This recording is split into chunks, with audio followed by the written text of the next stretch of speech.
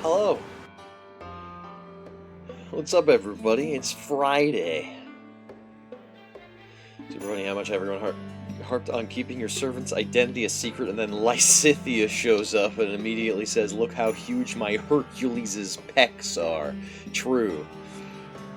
It was a power move, honestly, because she knew that nobody else was going to be able to defeat Hercules, because he's kinda Hercules. I don't know if you noticed.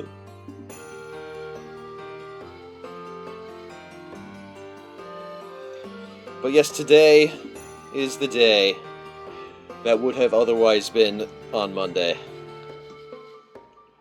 But it is today.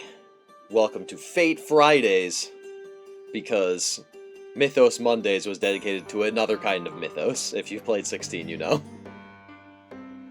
Also, Saber's raincoat was awesome. Top drip. Sure, yeah. It was literally just a big yellow raincoat. Yeah, Hercules, Heracles, Bazaka. Too strong. Can't beat him. He's, like, actually, kind of fucked up how strong Hercules is. Kind of fucked up, not gonna lie. He is just so immensely powerful. How tall is it? Yeah, gotta be like at least 10 feet, bro. He's fucking massive. And he's got fucking 12, the 12 labors thing. He's immortal. You have to kill him 12 times in quick succession. I can't think of a single servant that could do that. Well, maybe one. Spoilers. But anyway, yes. Today, we're going to be reading more Fate Stay Night Remastered. It might be the last time we do for a little while. I've got some family stuff going on early next week. Obviously, it's Christmas time. It's the holiday season. It's the schedule going forward is looking a little empty, basically. So we might actually have to kind of play it by ear next week, rather than have an official schedule. It might be a little guerrilla streaming. We'll have to see.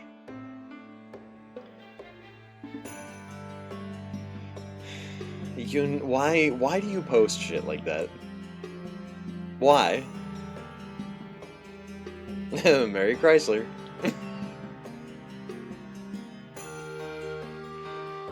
I don't understand, man. Simply baffled. To torment. Well, it works. You know what? If that was your intention, you got it. You nailed it. Anyway, I'm very hungry. I haven't eaten any food today.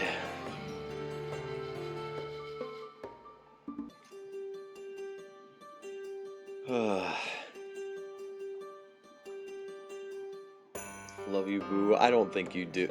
God di- I fucking hate your ass.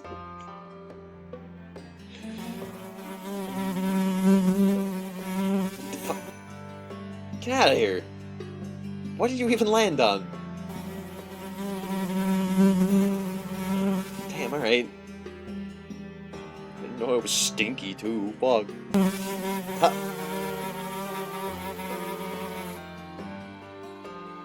Real nice. Great, thanks.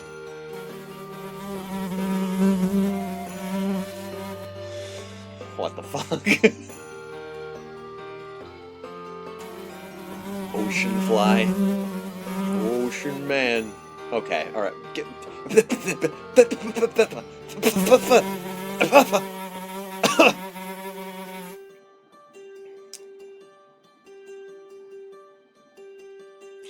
We're in, like, the middle of the sea. Where did they even come from, bro?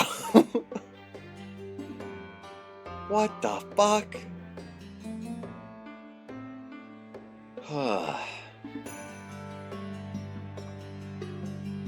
Alright, so anyway, that was fun. I don't know if I have anything else to really talk about.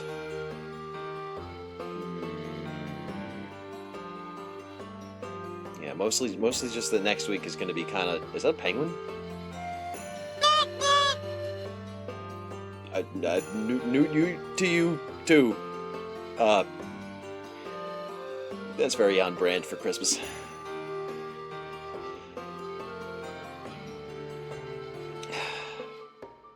Man, I really gotta, like, look at the extensions that I put onto my Twitch. I don't know what any of these guys are. There's so many things. I don't know what they are. Yeah, so for next week, I'd like to do one Fate Stay Night stream and one oh, hold on, I don't think I have the page pulled up. Yeah, I didn't. You got me again, Gilgamesh. I'd like to do one Fate Stay Night stream and one Build Your Oshi stream next week, and I'm not confident I'm gonna be able to get in any more than just those two things. I'm not confident I can get those two things in. I do really want to get Build Your Oshi done. I want to get the Cinder build done. I want to beat those last 3 bosses before the end of the year. I'm probably not going to get the video out when I wanted to, but fucking what else is new? But yeah, I really want to get that done ASAP so I can get that shit edited and handled. And I want to do another Fate Stay Night stream because I don't want to go too long without one. I guess if we were to miss another week, I guess if we were to miss 1 week, it wouldn't be terrible. But I wouldn't want to go 2 weeks without a Mythos Monday, or at least covering the whatever visual novel we're working on. I wouldn't want to go 2 weeks without it, because then we start to lose the plot. I will forgo what's happening. Exactly. Everyone will forgo. I will forgo. And we can't have that. I'm small-brained enough as it is.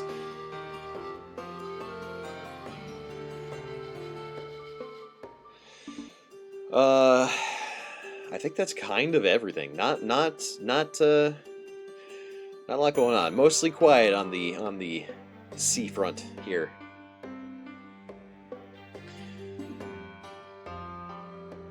Have been posting more myth morsels. I hope you guys have been enjoying those. I find that we get a lot more traction on the YouTube than we do on TikTok, oddly enough. When I post a video on TikTok and then I post another video on TikTok, it seems to like the new ones less. if I post them too frequently. Like, I have a handful of TikToks that are over 1,000 views.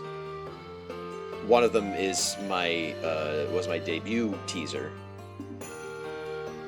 But then, like, the first Mythos morsel that I uploaded, what was that, last week?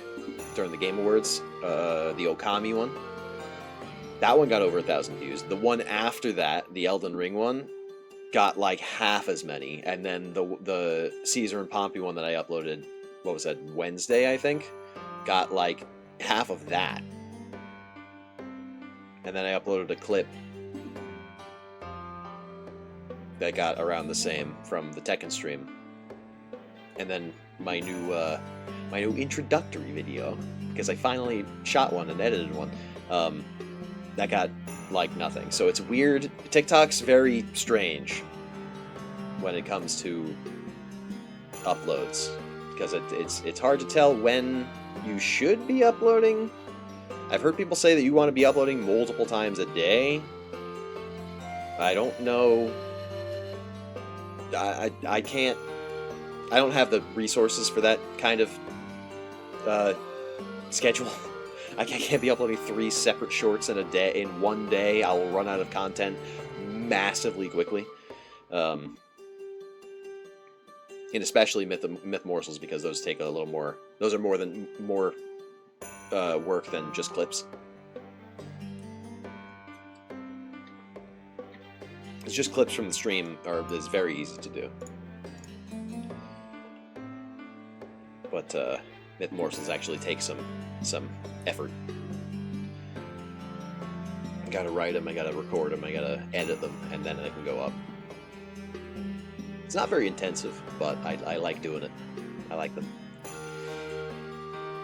But yeah, it's just I don't know. I brought it up just because it confuses me. Not really relevant to anything. Speaking of relevant, segues. This one's not. Here we go. Yippee.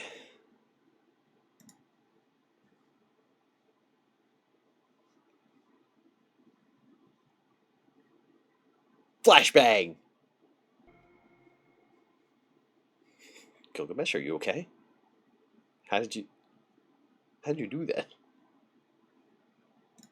Okay, I am also muting all the things. Putting money on the big guy? Yeah. Yeah, I would too, except the fight's already over. Remember last episode, Shiro died. Alright, give me 1 second.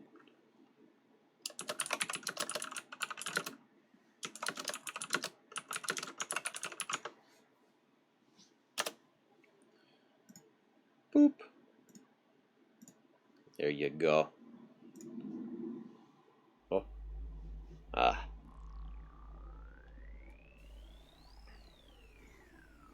Yes, died. That's died.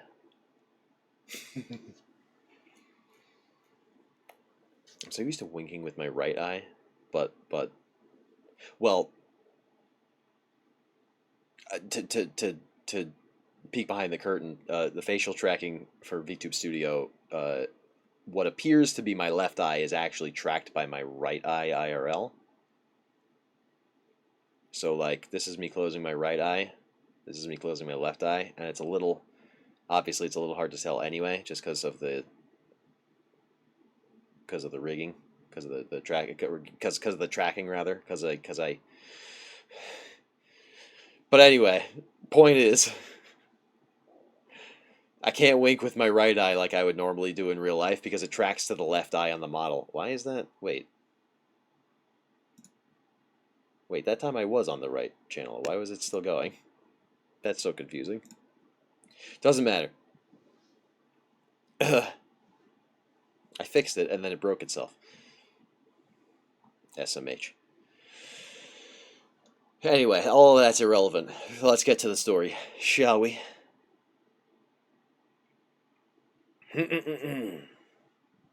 Winter 5 years ago.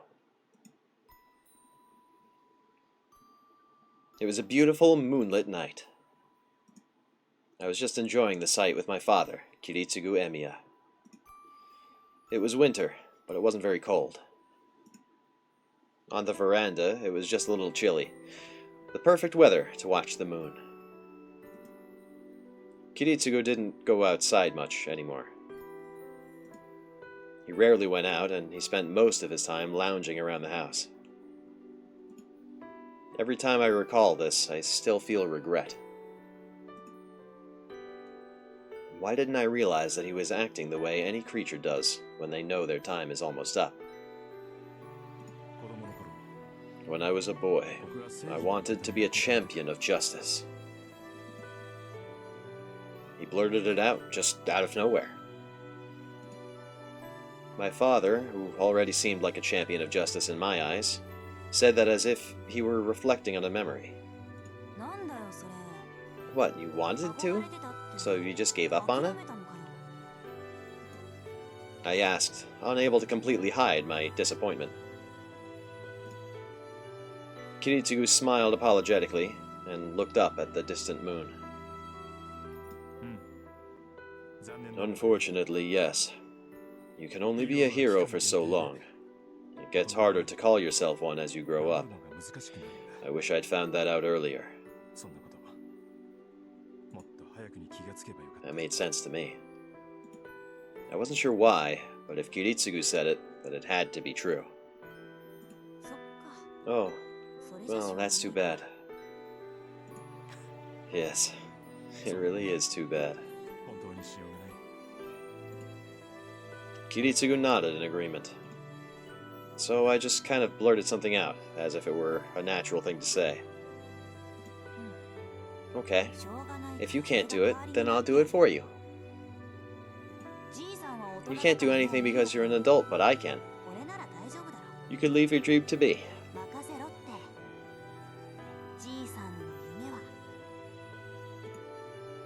Because I'll make it a reality.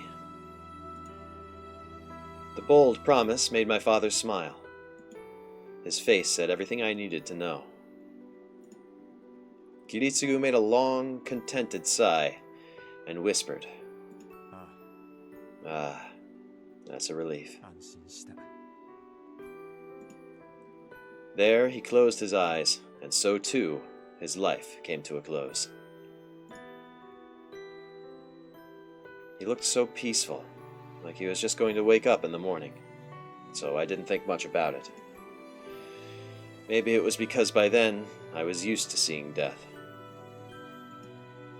On a winter night, the man I called my father looked up at the moon and entered a long sleep. The yard was dead silent, not so much as a single chirp from an insect. I still remember how fiercely my eyes blazed on that bright, clear night. I didn't cry aloud, nor did I feel sad. But tears flowed down my cheek until the moon sank past the horizon.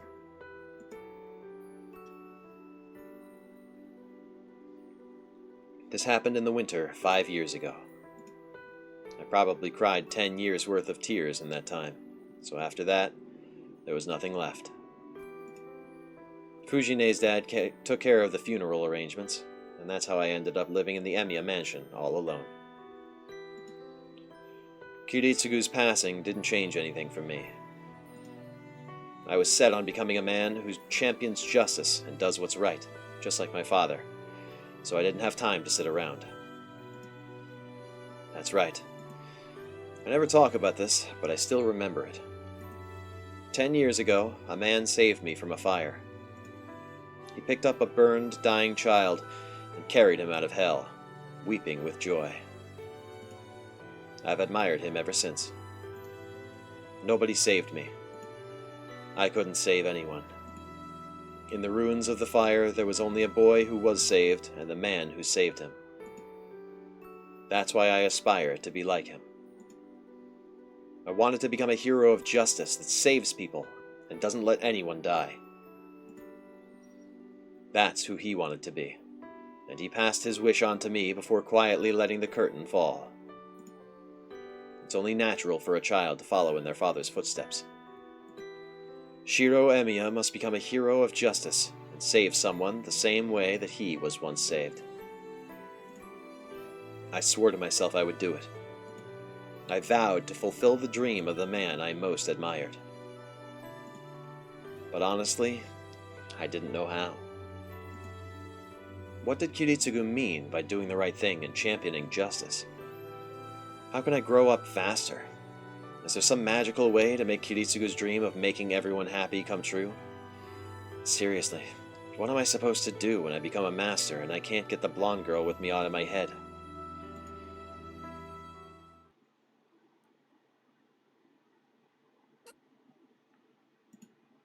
I wake up in my room. Ugh, something tastes terrible. The steely tang of blood clouds my mouth. It pooled in my mouth while I slept, and every time I breathed, heavy metallic air filled my lungs. I'm not sure why I feel this way. A violent urge to vomit makes me want to go wash my face in the restroom. Okay. I lift myself out of bed. Dizziness sets my head spinning. Feeling uneasy on my feet, I plant a hand on the wall. I try to move, but it only makes the nausea worse. No, it's more pain than nausea. My body feels sluggish, and my insides seem to churn whenever I move. I imagine this is about what it would feel like if someone forced hot lead down my throat. Ugh. Imagining that is making me feel like I'm going to run a fever. I wipe the sweat from my forehead and hobble out of my room, leaning against the wall. Okay, I feel a little better. I wash my face and dry off my sweat-drenched body. Huh? For some reason, my abdomen is wrapped in bandages. I have no idea why, but I'll deal with it later. I'm hungry. Did I leave any extra food in the fridge? My stomach still feels like it's churning, but my body needs nourishment.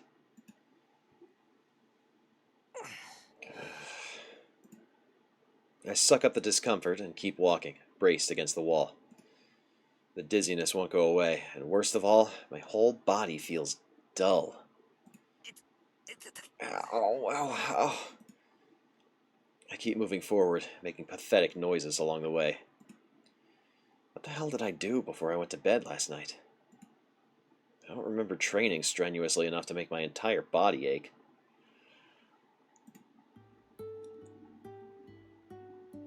I reach the living room. Sakura and Fujine must be at school. There's no signs of breakfast, nor do I see any remnants of Fujine wrecking the place. The living room is quiet, like a typical Sunday. Morning. Sorry I came in without asking, Emiya. Or not. Huh? Rin Tosaka is sitting on the floor by the table in the living room. She's so calm, like she owns the place. So much so that I feel like the guest here. I have no idea what to say, so I plop down on a cushion. And then I take a deep breath. Tosaka, why are you... Stop. Shouldn't you apologize to me first? I can't move on from last night until you say sorry for what you did. I can't even finish asking why she's in my house. Tosaka's glare is all I need to know how angry she is. She seems upset about something that happened last night, but what exactly... Wait. I remember now. Right. This isn't the time for me to be leisurely breathing in the morning air. I tried to help Saber, and Berserker gutted me like a fish. The nausea returns. A chill grips my entire body as I remember the feeling of having a gaping hole in my body. Wait, that's weird. I should have died instantly. That's weird. Why am I still here? Do you remember now? You did something damn stupid last night. I hope you regret it.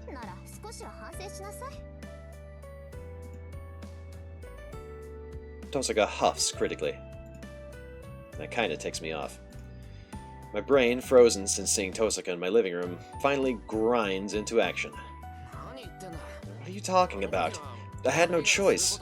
Well, sure, it might seem like an idiotic move if you just look at the results, and I definitely meant for it to go better than it did. So I wouldn't say it was a mistake. I return her glare, insisting that I'm not an idiot.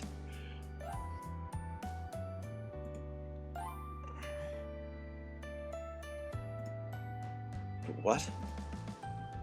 Why is she making such a show of sighing at me?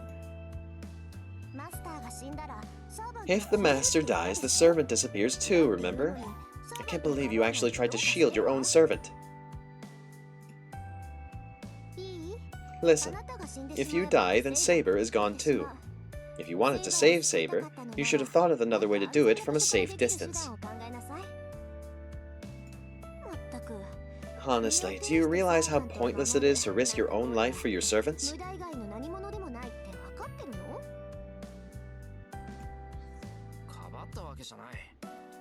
I wasn't shielding her, I was just trying to get her out of there.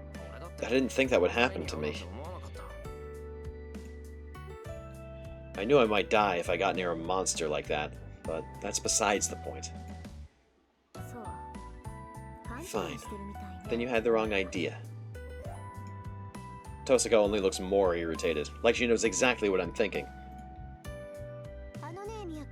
I'll be straight with you, Emiya. I didn't take you to the church so that you could win. I was just trying to give you a chance to survive, because you literally don't know anything. It sounds like you still don't get it. Fucking roasted. A chance to survive? Yeah, I figured you wouldn't take risks or really do much if you knew defeat meant death. But it looks like you're the kind of person to walk out at night even in a situation like this.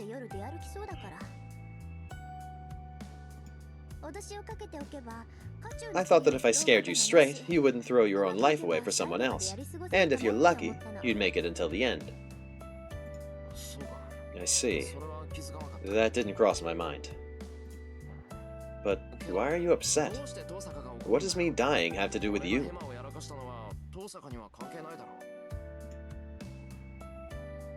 It has everything to do with me, because you made me worry all night long. Tosaka is practically throwing a tantrum. But okay. It actually feels good to have someone worry about me. From her tone, it sounds like Tosaka was the one who took care of me. Is that so? I guess I owe you one, Tosaka. Thanks. I bow my head in appreciation and apology.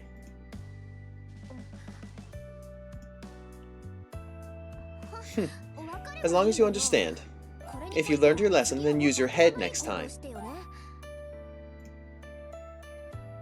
Tosaka quickly turns away. She might still be edgy, but I feel like she's in a better mood. Then we're done with what happened last night. Let's get down to it then. Do you want to talk business or talk about yesterday?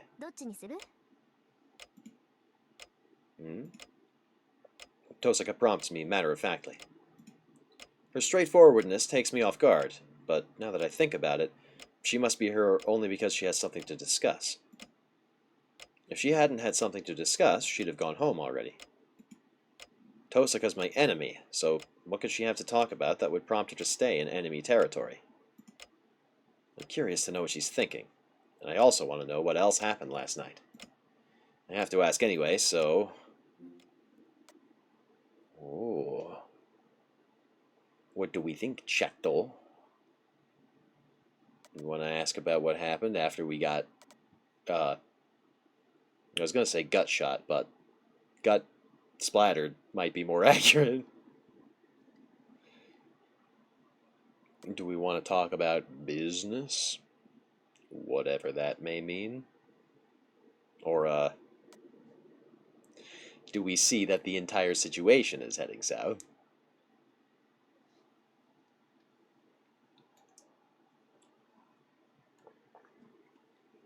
If you guys don't voice your opinions, I'm gonna have to pick for you.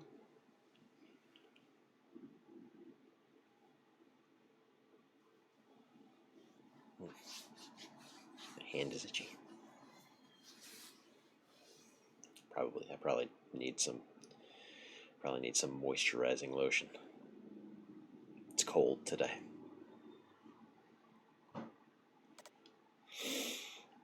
I want to know why we're not dead. There's no point in talking until I understand my own situation. I'll need to understand where I am before I try to get where I'm going. That's the basics for a journey. Let's start with what happened last night. Yeah, you should know what's going on first. Hey, looks like you're finally thinking straight. With a smug grin, Tosaka launches into a brief explanation of last night's events. Apparently, Berserker left right after I lost consciousness. Afterwards, my body started to heal on its own, and was back to normal after a few minutes. I was still unconscious, so Tosaka brought me here, and the rest was as I remember it. What's important here is that you managed to survive on your own. I might have helped a bit, but it was your power that healed your wound.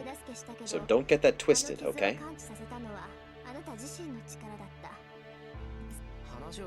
That's what it sounds like from the way you told it. So you aren't the one who healed me? What's up, James? Welcome in.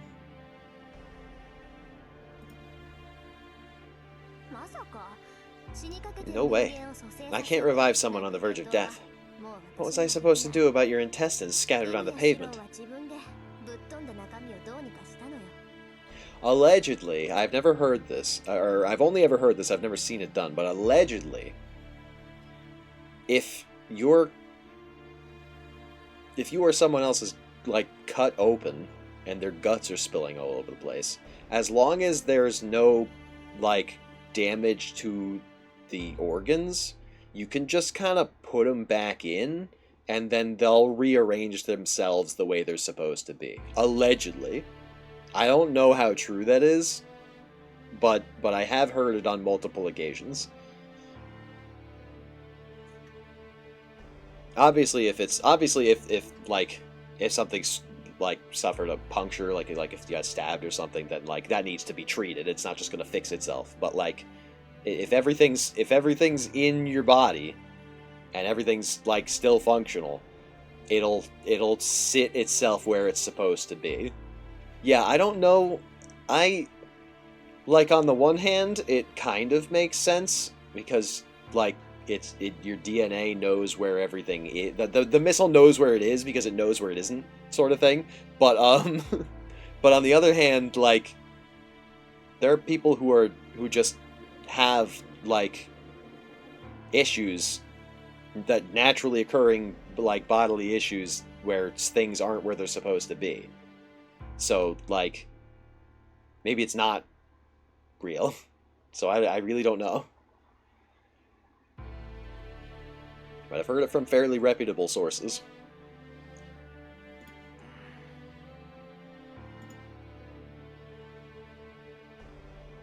We are not. The missile knows where it is with our organs. I don't know, man. It'd be pretty cool if we were, though.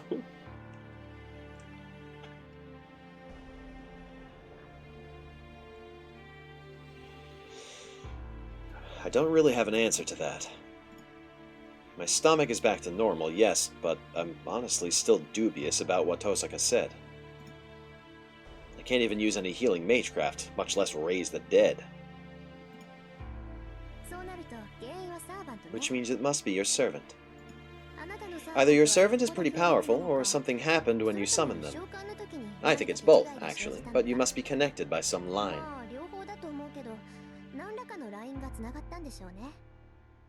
I know why they're connected. ライン Line? ラインって You mean some sort of a faded line that connects a familiar and its mage? Oh, so you do have some knowledge of familiars. Then this should be easy. It means your relationship with Saber is not just an ordinary master and familiar relationship. Saber can evidently regenerate too, so her power might be flowing into you. Normally, the mage's abilities are shared with the familiar, but in your case, the familiar's abilities are helping the master. So it's like a river flowing upstream?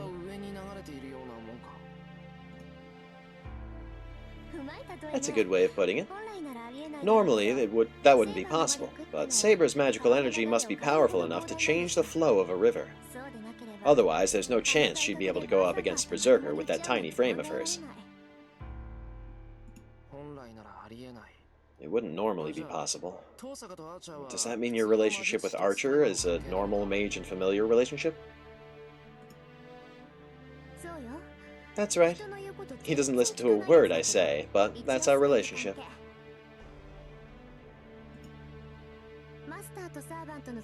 The connection between master and servant is like gas and an engine. We provide the energy for them to consume. Though I've read that a master once acquired pseudo-immortality by physically fusing with their servant. They wouldn't die as long as their servant doesn't die. Are you listening, Emiya?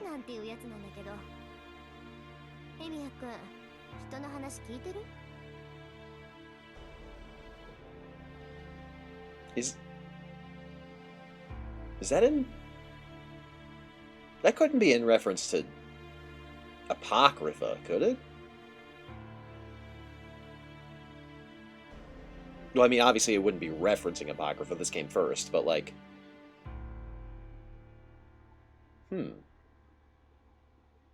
Interesting.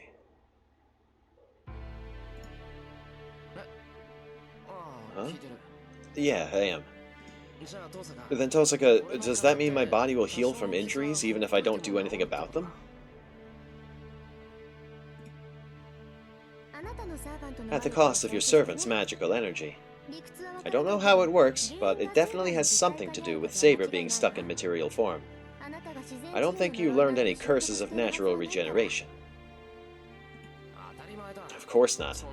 My old man never taught me something that complicated. That's not what I mean. I'm saying I wouldn't have had to worry this much if it was true. Never mind, this doesn't concern you.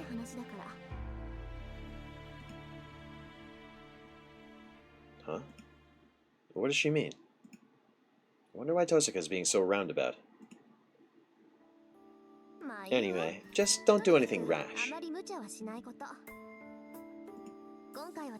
You might have survived this time, but you might not live to tell the tale next time you get hurt like last night.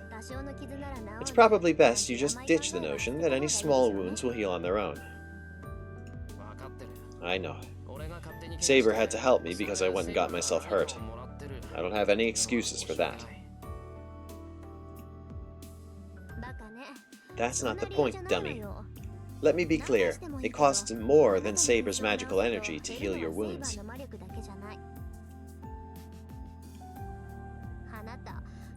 You're giving something up when it happens. Whether that's your life, your luck, or even your bank account, you can bet that kind of healing doesn't come cheap. Tosaka huffs once again. And I agree, but... Tosaka, I don't think my bank account has anything to do with it. Of course it does! Using Magecraft means you're pretty much throwing your money away. The more you use it, the more it drains your money. Otherwise, none of this would be acceptable, especially to me.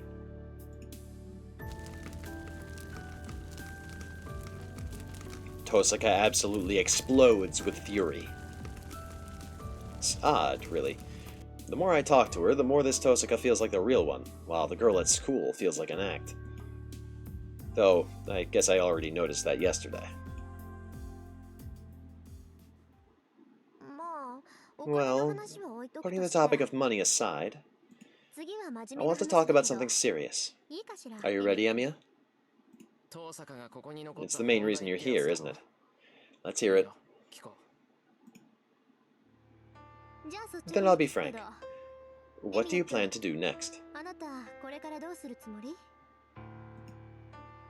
Tosaka asks the one question I hoped she wouldn't. Actually, that's not entirely true.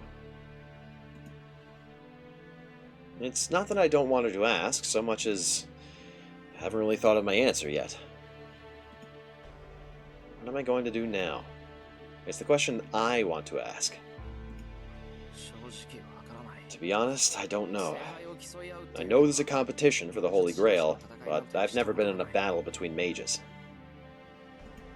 For one thing, more than anything, I want to avoid any killing. I'm not interested in something like the Holy Grail. I don't really know if I can risk my life for something I don't want. I knew you'd say something like that. I'll have you know that your servant will kill you for saying this sort of thing. Kill me? Why? Because the servants also seek the Holy Grail. One of the conditions for them allowing a master to summon them is getting a chance at the Holy Grail. The Grail is the servant's #1 priority. They'll obey the masters if it gives them the chance at the Grail, and sometimes they'll even die for their masters. Try saying you don't want the Grail to your servant. You can't blame her if she calls you a traitor and cuts you down where you stand. What the hell? That doesn't sound right. The servants are the ones who are summoned by masters, right? Then... did you think servants would really serve humans for free? Whoever acquires the Grail gets their wish granted, whether that's a master or their guardian servant. The servants have wishes of their own. That's why they respond to summons that would otherwise be, at best, unreasonable.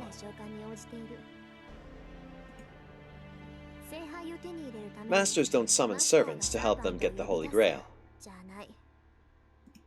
Servants answer the master's call to have a chance at the Holy Grail.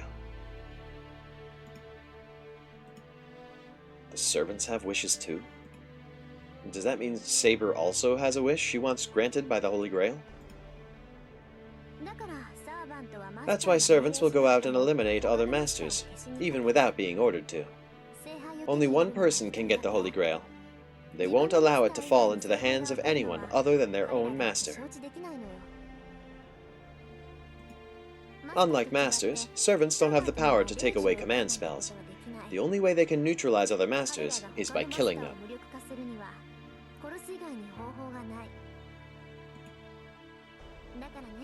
So even if the master has no intention of fighting, conflict is inevitable. Masters attacked by a servant need to fight them off with their own servant.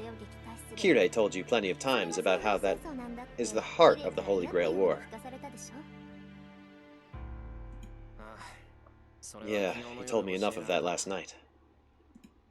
But that means that servants must fight and kill each other.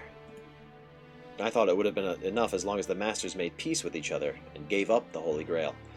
But if servants answer the summons because they also seek the Holy Grail and will never give up until they have it, then battles between servants are inevitable. But then, is the girl who fought so hard to protect me also here to fight, kill for, and maybe die, all for the Holy Grail? It's basically advanced Pokemon battle. For keeps. That's awful. I don't know exactly what a heroic spirit is, but Saber's human. I even saw her bleed yesterday. Oh, don't worry about that. Servants aren't mortal, so if they die, they'll just go back to where they came from. Heroic spirits are a phenomenon that can't die. Only masters can actually get killed when they lose a fight.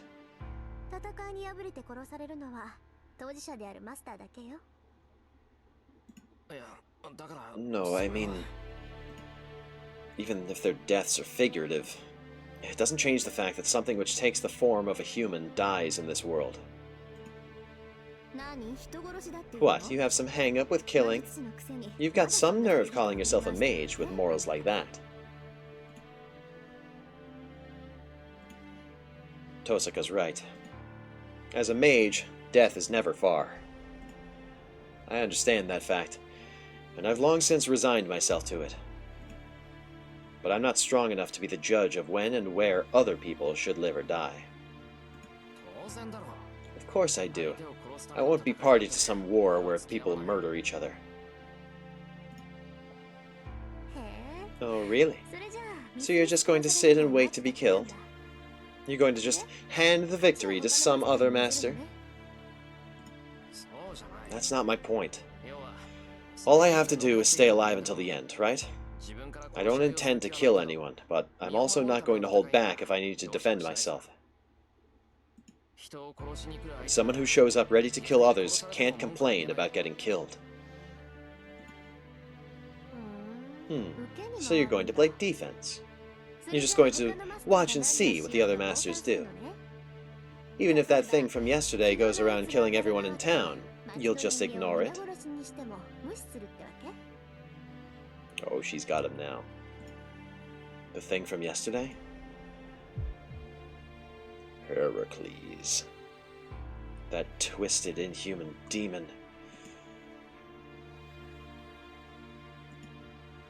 It's strong enough to level a house with a single blow. If it sets its mind to it, I'm sure it could destroy all of Miyama overnight. To make matters worse, servants can turn into spirit form.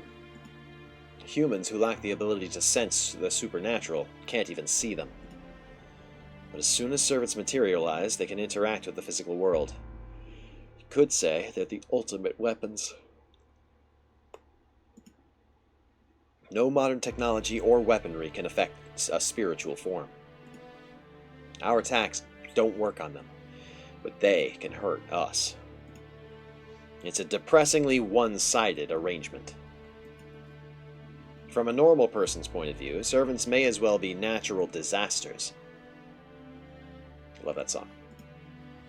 When people die to an invisible killer, those deaths will just be treated as accidents or natural causes. What do you mean? Don't masters and servants only attack other masters? Or why do the people in town have to do with it?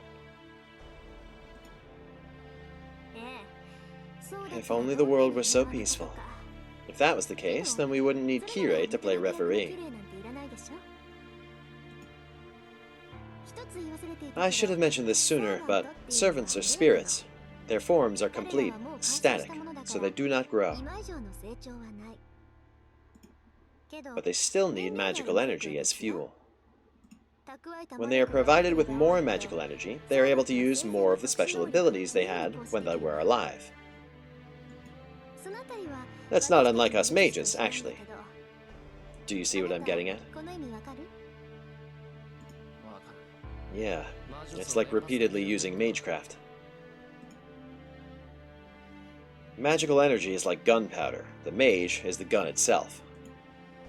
Like how there are different guns, pistols, rifles, shotguns, mages all have a variety of abilities. To continue the metaphor, servants are more like artillery cannons than firearms. They burn a huge amount of gunpowder to launch massive shells. That's right. But servants can't draw mana from the atmosphere like us. They generally run only on the magical energy within them.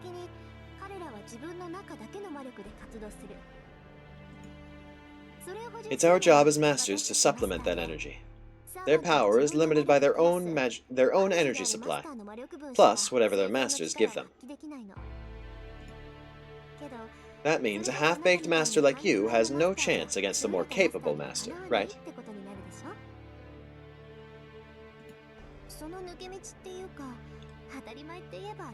One very obvious solution to that hurdle is to have your servant acquire magical energy from other sources. Servants are spirits, so they can eat similar stuff for sustenance. Eating something similar. You mean other spiritual bodies? But what kind of spirits would they eat? Simple. Spirits of nature can take in power from nature itself. So what do you think servants, who are human spirits, get power from? Oh. It really is an easy question. Just as we eat meat, human spirits like servants have to eat. Correct.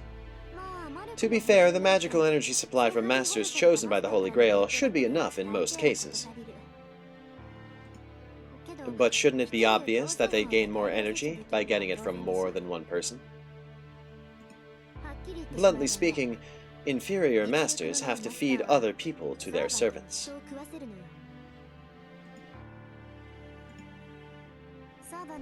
Servants can convert souls and primal human emotions into magical energy. If you want your servant to get stronger, that's the most efficient way. It's not rare for masters to sacrifice humans to their servants.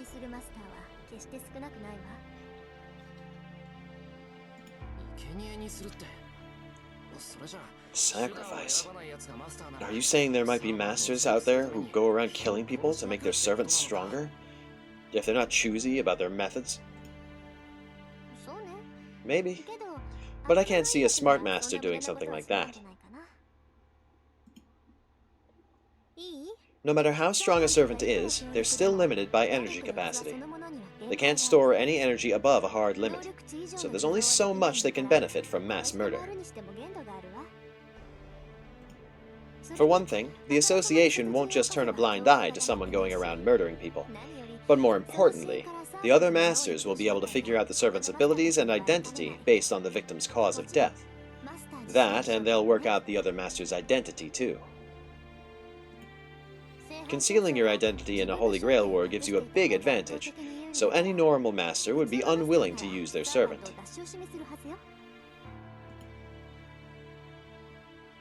I get it. If you don't let anyone know you're a master, then the other masters won't attack you. Conversely, if the other masters know who you are, you're just asking to be ambushed.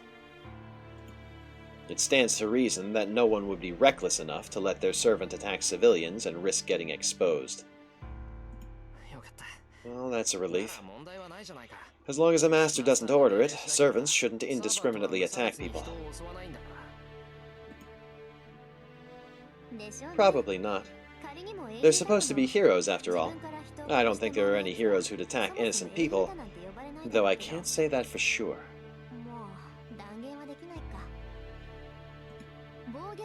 Plenty of them became heroes through sheer violence. Tosaka just casually raises a truly terrifying point. That she sounds genuine about it rather than sarcastic or ironic might be a reflection of her twisted nature.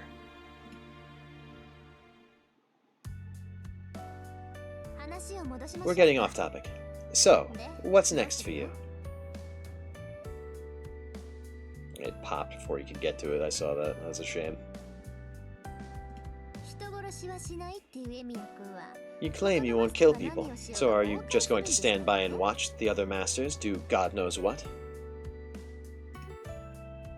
I take it back. She's not only twisted, she's a jerk who's going out of her way to drive me into a corner, all with a smile. If it comes to that, I'll go in to stop them. The master won't have much to do as long as their servant has been defeated, right? Unbelievable. So you're going to try to defeat any of the other masters unless they intend to do... So you're not going to try to defeat any of the other masters unless they intend to do bad things. Do you even hear yourself? Yeah, I know they're just pretty words, but I can't think of anything else. I'm not changing my principles no matter what you say.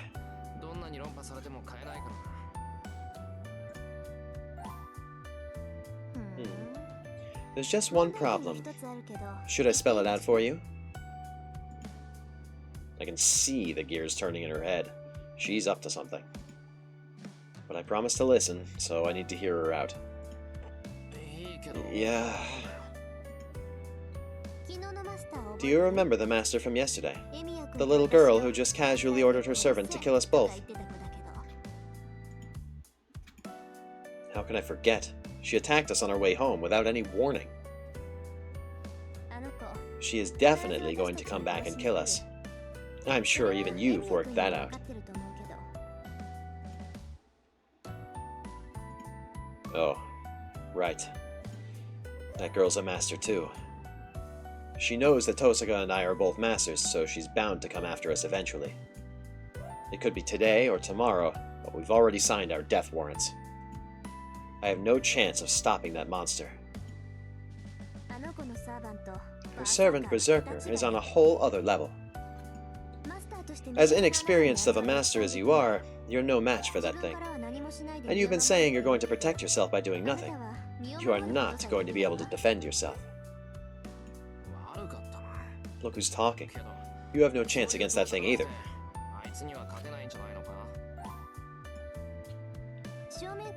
Not in a straight-up fight. That's the ultimate close-quarters servant. There probably isn't anyone who can match it, even among all the heroes of myth and legend.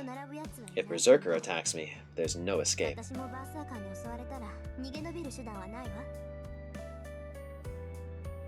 It's just a depressing thought. Because she's kind of right. Hercules is just way too strong. Also, we got ads coming up in a couple of seconds here, so we're going to take a short break.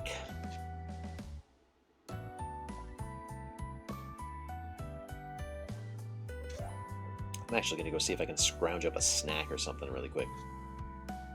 I'll be right back.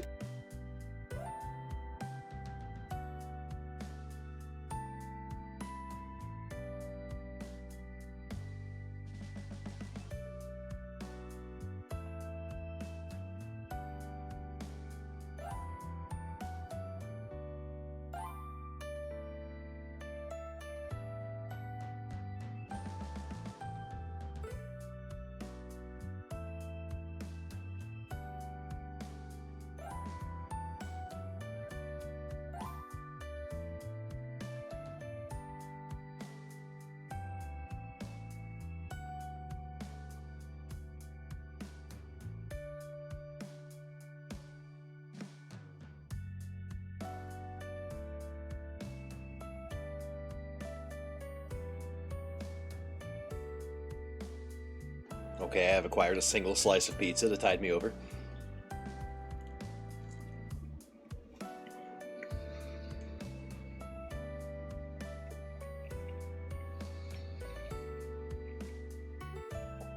I'm not chewing with my mouth open. It just looks like it. I am, because the way that VTube Studio tracks your mouth open versus mouth closed is not actually based on whether your mouth is open or closed, it's based on your chin position. So even if you close your mouth,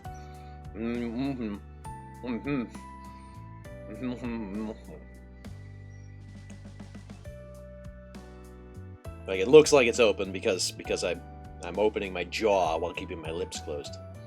Just a neat little trivia, I guess, about the behind the scenes.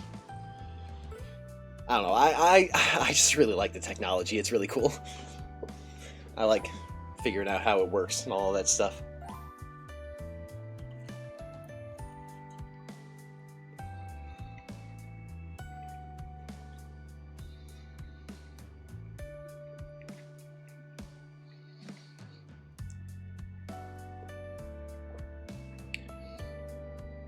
Anyway, we're going to get back into it as soon as ads are over in another minute and a half.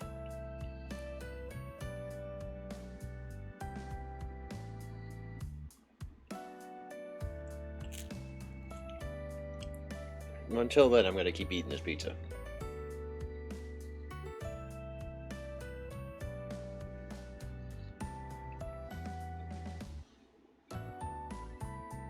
I also don't know how long this night's going to be. I forgot to pull up the flow chart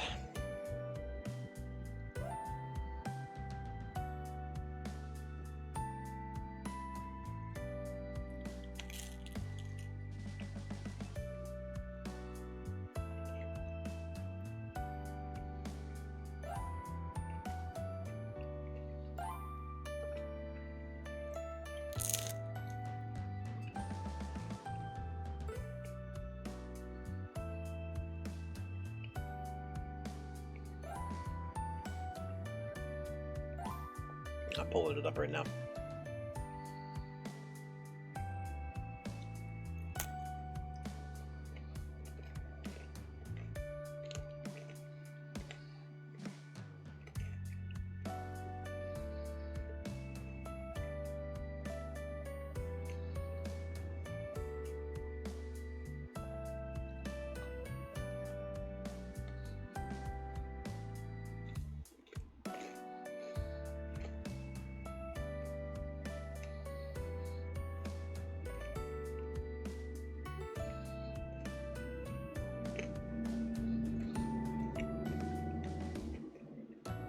Okay.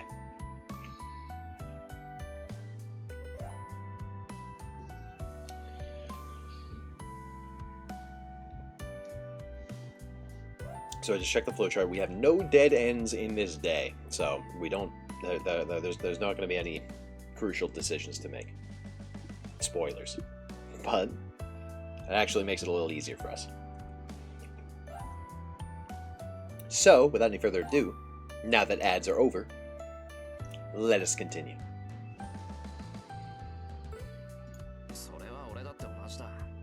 That goes for me too. Pretty sure I won't survive the next round with that thing. My hand moves unconsciously to my stomach. The wound is closed. It's probably not even fair to call this a wound. It's the spot where a gigantic sword nearly killed me instantly. I can't shake off the sudden wave of nausea that wells up in me when I imagine the next time I might get a taste of that blade. There you have it. Do you get that just sitting around doing nothing and waiting for the Holy Grail War to end isn't an option? Yeah, I know that now. But Tosaka, I'm not sure what your point is.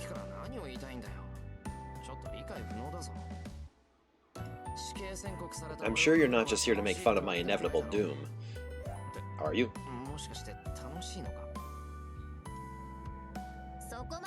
What kind of sadist do you take me for? After everything I said, you still can't take a hint? I'm asking if you want to team up.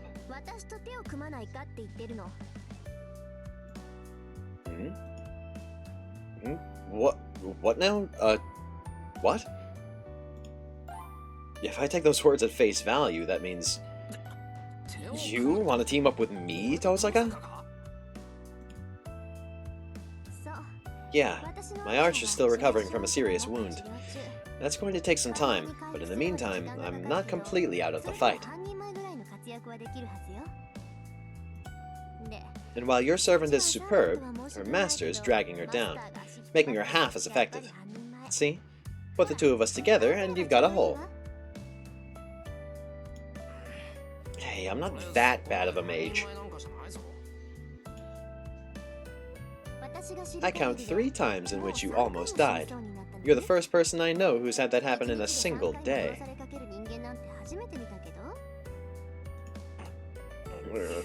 But... I'll make it worth your while. I'll let you off for getting Archer hurt, and teach you what you need to know to be a master. Oh, and if we have time, I can even give you some pointers on your magecraft. Deal?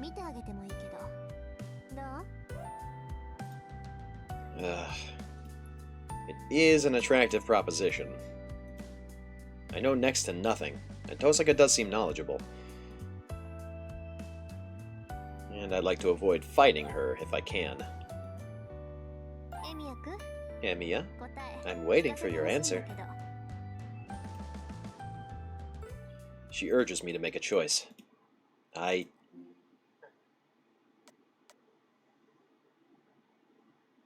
don't think there really is much of a choice here. Besides, I don't have much of a choice. See, that's what I just said.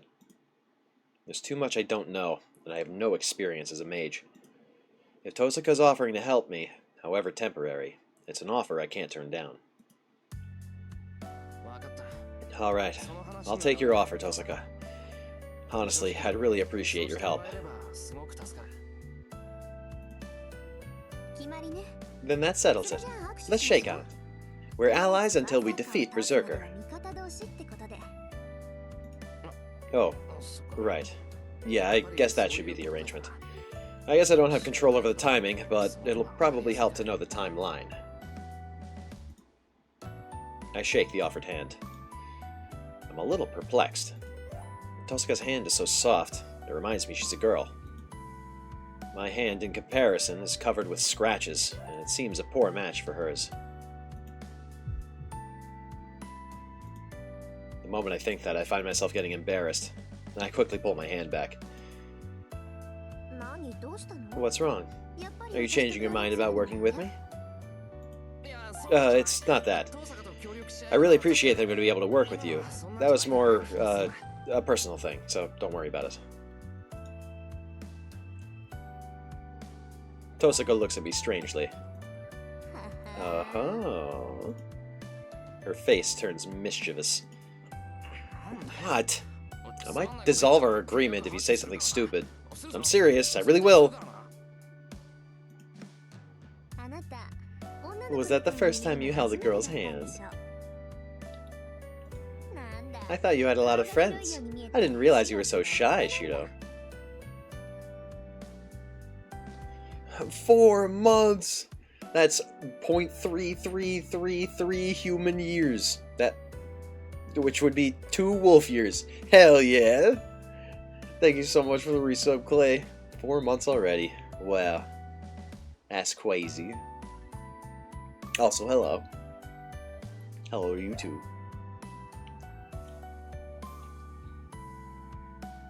Thank you so much, dude.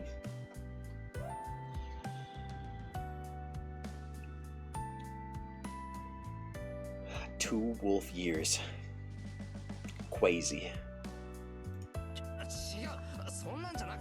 Wrong, that's not true. I don't know, I trust Clay's math. Can't fall asleep, my brain is still in night shift mode. Yeah. Yeah, I've been there before. For my birthday earlier this week, my parents got me a sleep mask with built-in headphones. Because I think I've talked about this before, I like to listen to ASMR. And not a lot of the roleplay stuff. A lot of the, mostly the... Oh. That's not supposed to happen. Hello? Did it disconnect? Hold on, I think the fish thing disconnected. Wait a minute, hold on.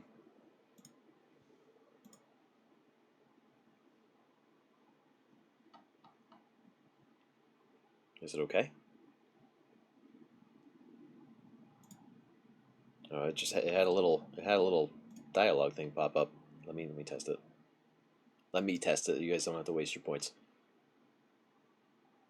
Fish button. There it is. No, it's still going. Alright. I don't know, I couldn't read what that said, because it was in the... I just noticed it in the capture. I don't know what the deal was. Got me some oysters. What was I talking about? Sleep mask, right, programming while it's working, if it didn't break anything, don't touch it. True, yup.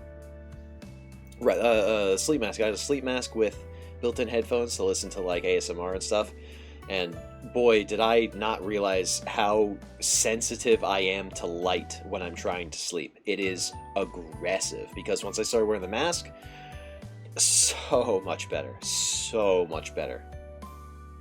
But because, especially lately, I've been struggling with insomnia, and I guess a big part of that was light. I'm way more sensitive to light than I thought I was. It's very difficult for me to fall asleep. But wearing the mask, especially with the built-in headphones, because that's just a cool feature to have, so you can listen to, whether you like listening to ASMR, or if you like listening to, like, audiobooks in your sleep, or white noise, or whatever it is, it's cool, I like it. I don't remember the name of the one that they got me, but there's tons of them, you can find them out there. So, I personally recommend it. Definitely helps.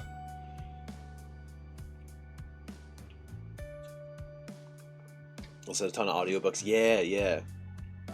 See, I I used to listen to a lot of audiobooks, but not so much anymore, and I definitely don't want to listen to them while I'm asleep. I'm not gonna get the information that way, but you know, everybody does different stuff. Some people probably listen to audiobooks to fall asleep. Then they rewind and listen to the parts that they fell asleep at.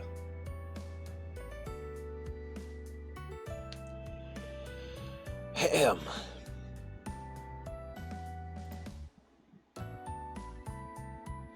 There's no way in hell that I could say I got embarrassed because it was her. And yeah, fine, I haven't really touched a girl so intimately before, but... Shiro, a business handshake does not qualify as intimate. That's... you... Bro, you gotta relax. And no, Fujine doesn't count. Okay. She's more like something from a different planet than someone of a different gender. Fucking damn! Hey, hold on. What did Tasuka just say? You really do wear your feelings on your sleeve. Fine, I'll let it go. I wouldn't want you sulking if I pushed your buttons too much.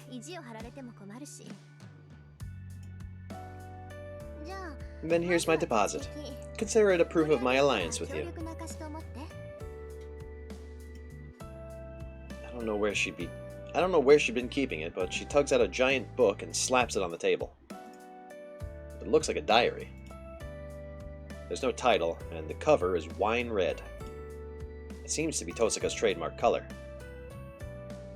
Like my trademark color is also red, even though I'm kind of mostly on the blue side of the spectrum here. I'm black and blue, but I got a red leaf.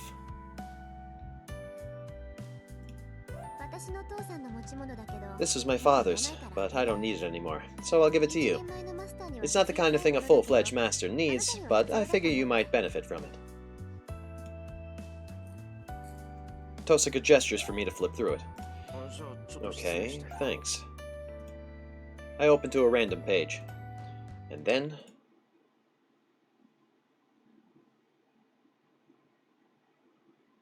I unlock the weapon menu and the status menu. That's weird. There's nothing written on the pages, but a strange image suddenly pops into my head. Huh? Tosuka, what is this?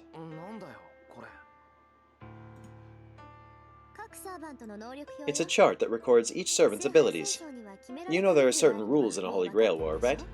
That applies to servants, too. Oh, she just handed us a meta text. She gave Shiro a book so that we, as the player, gather information about the servants as we meet them. That's cool. I like that. That's cute. I wonder, can we...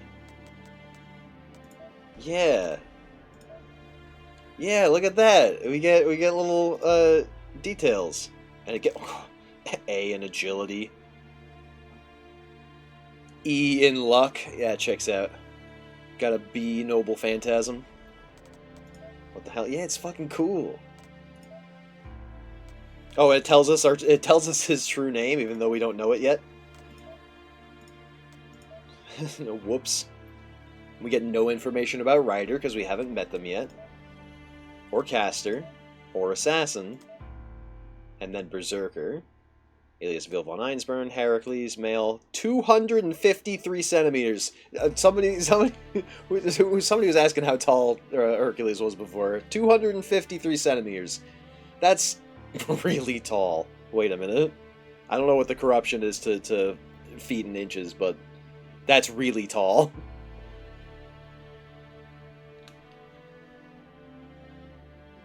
Let me do that real quick. 253 cm to inches. That's 99 inches. 99.6.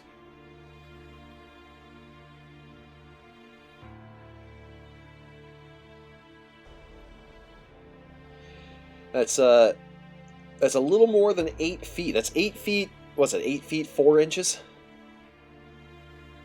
So not as tall as we thought. I thought he was like 10 or 12. He's actually only 8 feet tall.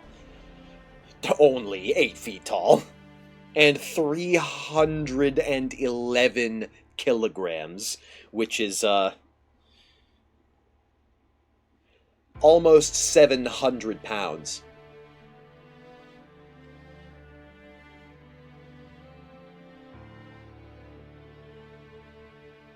Nah, I'd win. Anyway. Versus Saber's 154 and 42 kilos.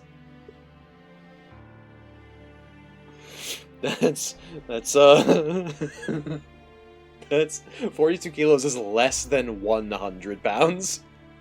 And Berserker's like 8 fucking hundred. What did I say? 700 pounds? 800 pounds? And she's less than 1. That's... Oh boy. It even gives you their alignment. Chaotic Madness? That's not... Madness, hold on. Lawful Good, checks out. Lawful Balance, we'll call that Lawful Neutral, okay. Wait. You can't call this Lawful Neutral if you say neutral again. What is the neutral balance? Does that just mean true neutral? And then Chaotic Madness. Huh? What? Also, he's got an A rank in everything, except for Luck, which is B, and Strength, which is actually A+. Fucking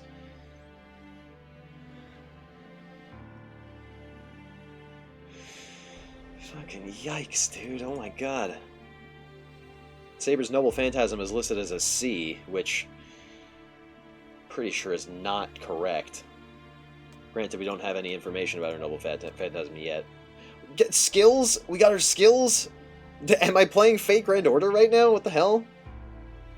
Barrier of the Wind King. Oh, this Noble Phantasm. Her invisibility. That's a C rank. Okay. Sure. Unknown Noble Phantasm. Rank B. Type Anti-Personnel. Max target is one person. Immortality that was gained from God's Blessing. Ah, yes, right. Yeah. Anyway. That's fun. That's neat. I like that.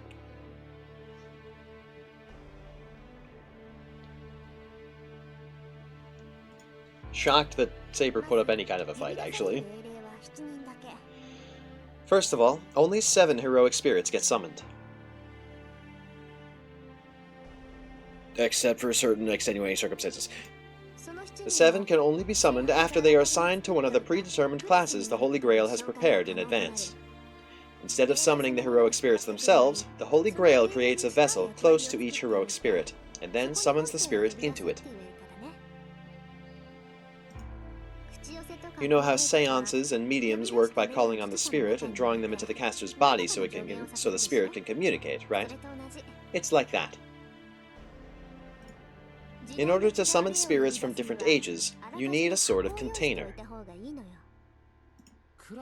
Classes. Oh, so that's why Saber's called Saber.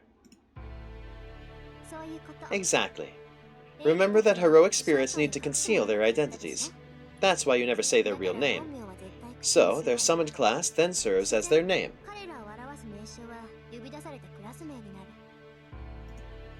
The classes are Saber, Lancer, Archer, Rider, Caster, Assassin, and Berserker. A total of 7. And then there are, other secret classes like Ruler, Avenger, Alter Ego, Pretender, Moon, Cancer. God, we don't want to talk about the Moon yet. We're not there. But, you know, bunch of fun other ones. Foreigner. I don't know what most of those other classes are. Moon Cancer, we can't talk, I cannot talk about what happens on the moon, bro. I can't.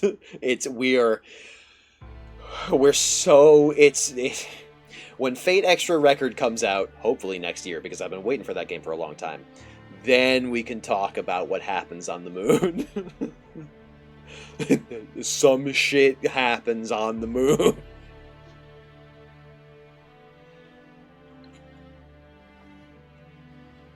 Anyway.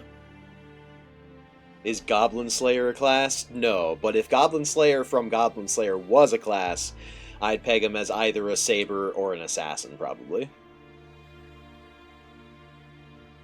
Or a berserker. But then he also would be a very cool kind of berserker who straight up doesn't fight you unless you're a goblin. That would be pretty funny. Anyway, my fanfiction brain took over for a second there.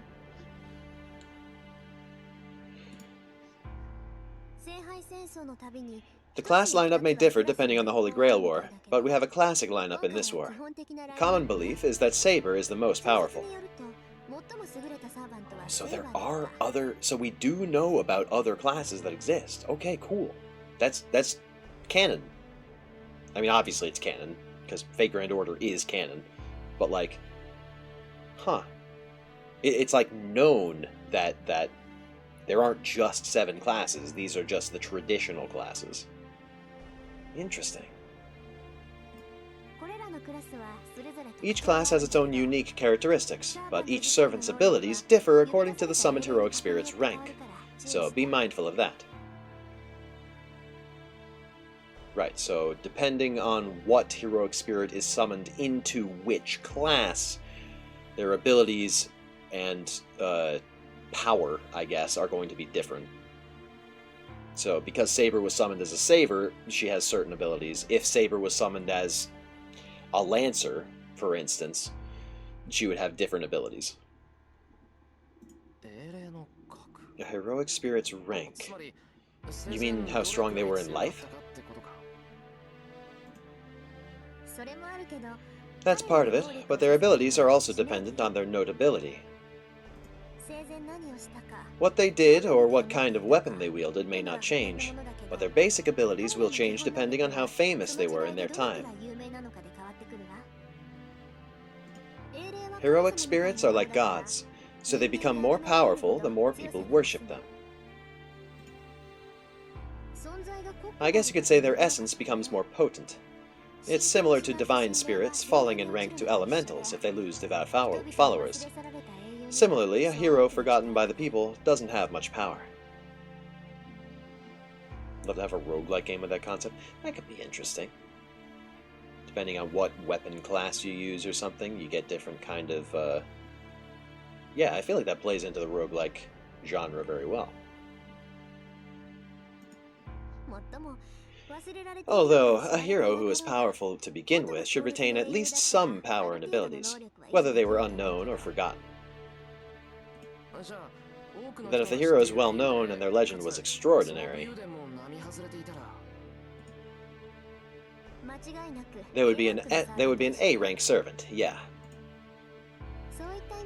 And that's why Berserker might be one of the strongest ever. He's the most famous hero from Greek mythology. Heroes from the Age of Gods already have special noble phantasms to begin with, and there's not much we can do if the heroes themselves are strong. Tosaka, what the heck's a noble phantasm? A noble phantasm is a servant's iconic item which they use during their lifetime. Heroes and magical swords, or sacred swords, come as a set, right? It's basically their armament. Huh? A weapon? Like Saber's invisible sword? Something like that. I don't know what the story with that sword is, but whatever Saber's wielding is definitely her noble phantasm. I don't think I need to even say this, but heroes can't remain in their legend with just their name alone. Each hero has a weapon that is sort of their trademark. And that is the crystallization of the people's desire for a miracle, their noble phantasm.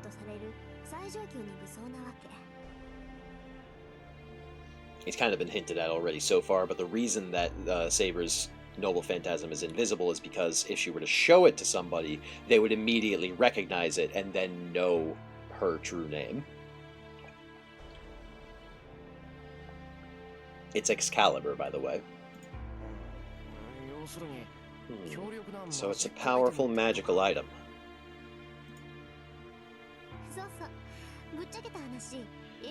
Exactly. Simply put, heroic spirits are no match for powerful magecraft or mystics. Yeah, she's actively concealing it. She's using some wind magic to, like, make it invisible. But when their noble phantasms come into play, it's a whole different story. Heroic spirits who wield noble phantasms can defeat even elementals several ranks higher than them. This is because most are sacred or magical swords that appear in legend, and they are close to the level of magic.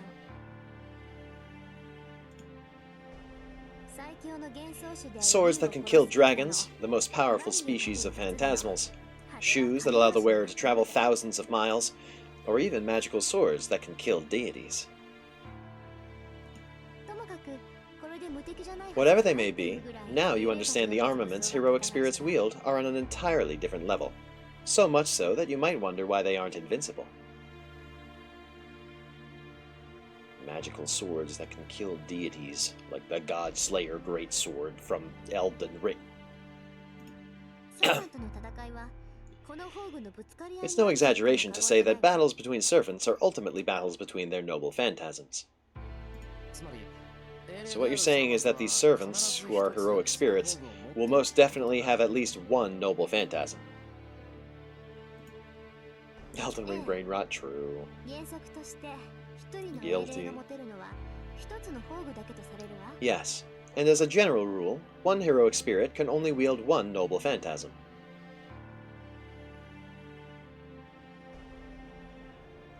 As a general rule, one heroic spirit can only wield one noble phantasm. Chad, I want you to write that down, it's very important.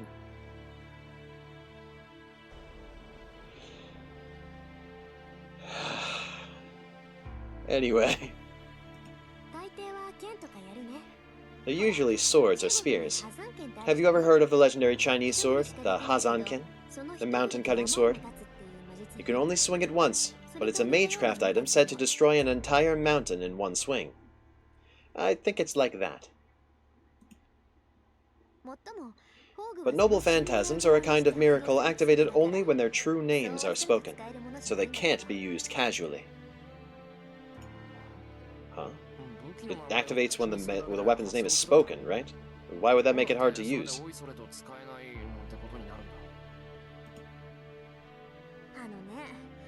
Do you not realize that saying the weapon's name also tells you which hero the servant is? The heroes and their magical swords are a set, so if you know their weapon's name, you will also know its wielder's name. If that happens, you'll then know their strengths and weaknesses. For example, if Achilles were to show up as, I don't know, an archer or something. No, Achilles wasn't the archer. He got shot. Well, see, there you go. That's my point. If you figured out Achilles' true name based on... He's got a shield. He's noted for a shield. If you knew that he was wielding the shield of Achilles or something, then you would know that it was... Oh, that's Achilles, and now you know that his weakness is to shoot him in the heel, just like the legend. Right, Ulysses, Odysseus was the archer, right? Yeah, Achilles was, I mean, I think he's used a sword and a spear and just kind of whatever the Greek soldiers used back then. So he could potentially qualify for multiple classes. Strange that he shows up as a rider in Grand Order. I don't know. A rider. Basically anybody could be a rider if they've ever sat on something that moved. I see. Yeah, you make a good point. Now that I think back, when Lancer used his noble phantasm, Saber immediately figured out his identity. That's right, she did. She didn't call him by name, I don't think, but she did say Ireland's Child of Light. Something about Ireland's Child of Light.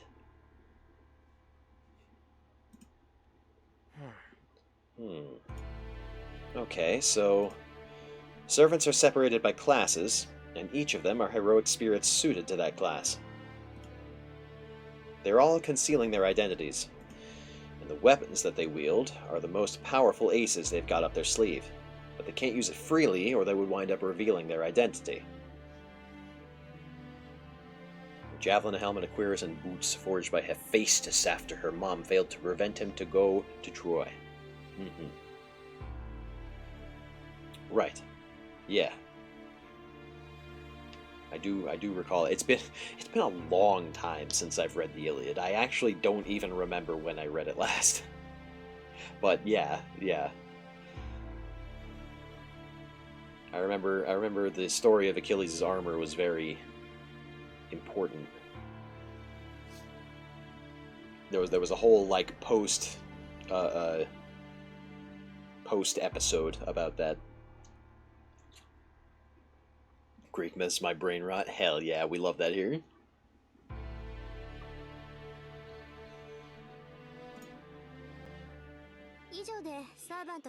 That's all I can tell you about servants. If you want more details, just look in that book. Flip through it when you have the time. Once you get used to it, you should be able to identify servants intuitively without the book.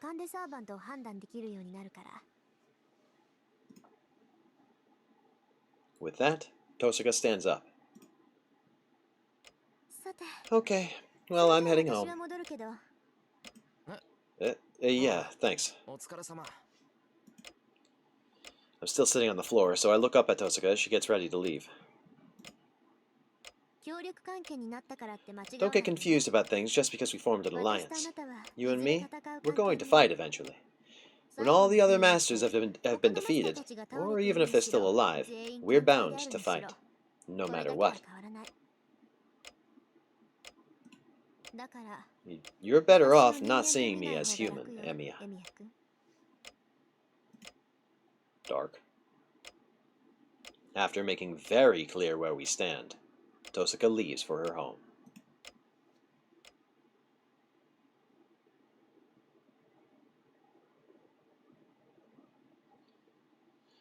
I can already feel myself getting less and less stressed once Tosaka leaves. My feverish body is suddenly overcome with exhaustion, and I collapse to the floor.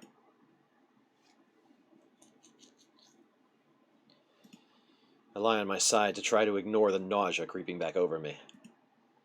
The ticking of the clock echoes throughout the quiet living room. A battle between masters, huh? I still don't understand what the heck that is. All I know is that I don't know much. It may have felt more real to me if I was even a little more interested in the Holy Grail. I don't know what it is. The only thing I can feel for the Holy Grail is disgust. A grail that supposedly grants wishes. I don't know what it is exactly, but it's an artifact powerful enough to summon servants. It may not grant every wish, but it's more than valuable enough for a mage. And yet, I have no interest. I might be skeptical because it doesn't feel real to me, but I also feel it's not fair to take a shortcut like that. Plus, it doesn't sit well with me, knowing that the selection process is just a battle. Yet, this is a game of musical chairs. No matter how I feel about it, I'll need to overcome my competition to survive, now that I'm involved. And one of the methods to get rid of competition could be to involve and harm other innocent people. That's why... Rejoice, Shiro Emiya. My reason to fight in the Holy Grail War is not to survive and win. Your wish will finally be granted. It's to do everything I can to stop those who will try to win by any means necessary.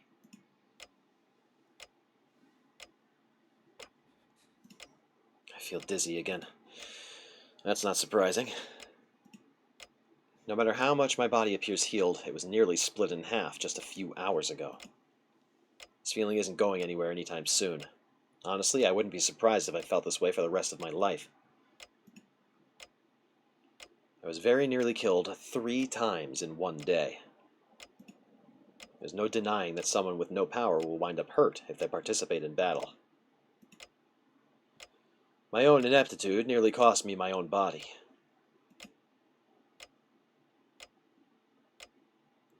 Then that girl got hurt trying to protect me.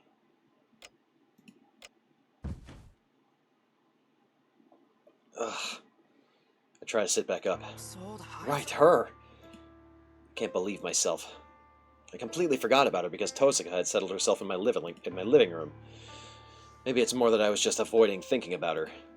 I'm such a coward.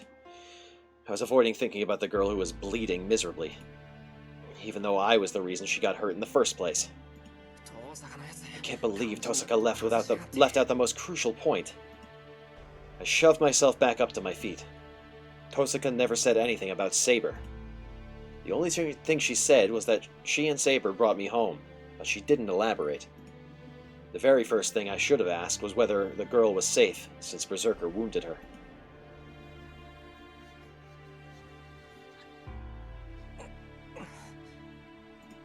I suppress my nausea as I make my way through the mansion. Saber is nowhere to be found. I even checked the detached guest rooms, but I can't find her. That's weird. That armor isn't exactly camouflage. Even so, a fully armed and armored Saber still eludes me. Supposedly, servants can turn into spirit forms, but unfortunately, she can't with me. No, first of all, even though I'm called a master, I don't know anything about her. I don't even know what Saber is or how servants are able to exist. It's like a new soldier suddenly gets awarded with a tank. But what's fortunate is that this tank has an autopilot. Even if the soldier is incompetent, the tank will run on its own. I bang my head against the pillar, frustrated by my own thoughts. What's with these negative thoughts, you idiot? You're whining. I apologize to the blonde girl internally. Right now, I need to find her and see if she's okay. She's not here either. I've looked around the entire house. It's the size of a traditional Japanese inn, but I played hide and seek with Fujine when I was a kid, so I know the most efficient way to search it. She must be in the dojo or in the shed if she isn't in the house itself. The yard, the shed, or... She told me she was going to protect me, so she's not likely to leave the house. Hey, maybe she's... I suddenly remember another place. If she's not in the house, the yard, or the shed where we first met, there's another big building within the compound. That's where she'll be. I head over as quick as I can. My destination is the Kendo Dojo in a detached building. I'm getting a little nervous. If she's not there, I'll have to accept that she's just disappeared. I realize something. I have no clue who she is, but I still want her to be here.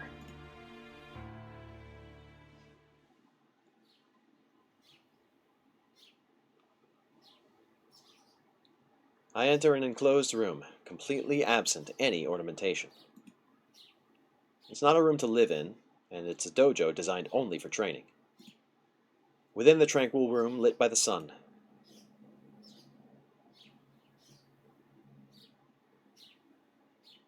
she sits as if she's always belonged there. The place is hushed, serene. The sunlight coming in is white and untainted, allowing the girl to be one with the dojo. It's the same girl who wielded her sword without hesitation, protecting me from Lancer last night under the moonlight. That golden mane of hers, which had soaked in the blue-white moonlight, now glitters in the sunlight. And then I remember. This is exactly how I felt when I first saw her. She was clad in armor, wielding her sword, and silently overwhelming the enemy. The extraordinary sight of her isn't what surprised me. In fact, It didn't matter how she looked. Even if she'd been covered in mud, I don't think my reaction would have been different. The girl who had moved me, the girl who had so moved me is still right here, in front of me. I just admire her, forgetting even to breathe. To hell with being a master in the Holy Grail War. In this moment, I have completely accepted the girl called Saber.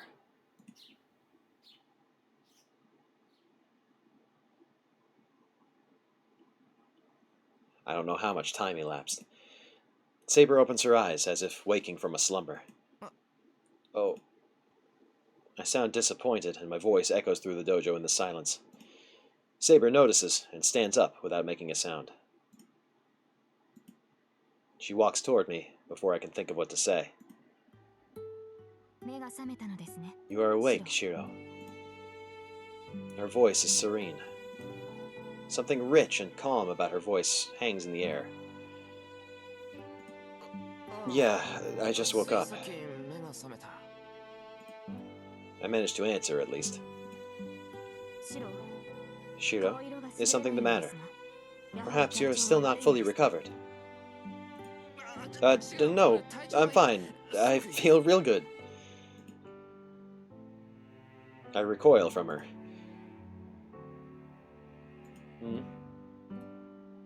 I avert my eyes and try to get my heartbeat under control before my chest bursts. Get a hold of yourself. Why are you getting worked up like this? I take a deep breath. But I don't think this feeling is going away anytime soon. Man, why did she have to change? Saber's appearance is drastically different from yesterday. Her outfit now is so ordinary, in stark contrast to her armor. Her appearance takes me by surprise. She seems more real, which confuses the hell out of me. Seriously, she's drop-dead gorgeous. I mean, I saw that yesterday, but it's actually setting in now. Shiro. As soon as we make eye contact, I can feel my nervousness grow. Then again, I wasn't looking everywhere for her just to stay silent. It's uncomfortable, but I can't let it be awkward forever. Saber, right? This is actually the first time we've sat down to talk. I bite the bullet. But then... Shiro, before that, there's something I would address regarding last night. She interrupts me, obviously displeased, making her earlier calm hard to fathom. Sure, what is it? As I said, last night. You are my master. It is troubling if you take such actions. Combat is my territory, so please stay behind me and out of the direct line of fire. I cannot protect you when you go out on your own, apparently determined to die in vain, as you so nearly did. Saber doesn't mince words. Her clipped tone is enough to make me forget my anxiety. What the hell? If I hadn't intervened, you'd have been cut in half.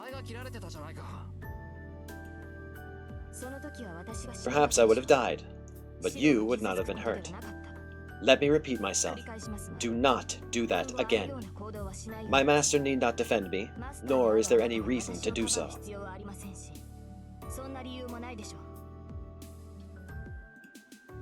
The girl speaks frankly. She's very clerical. What? Don't be stupid. I don't need a reason to protect a girl.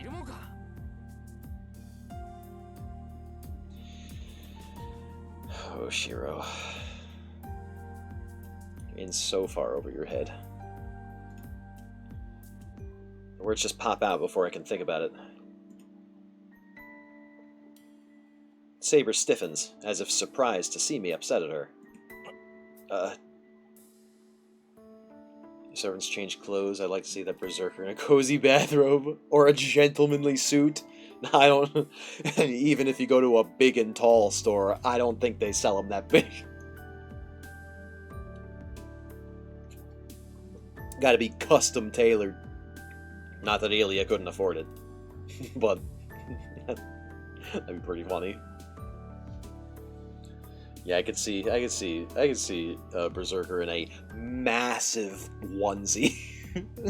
Like, just a giant Kigu of, like, a bunny or something.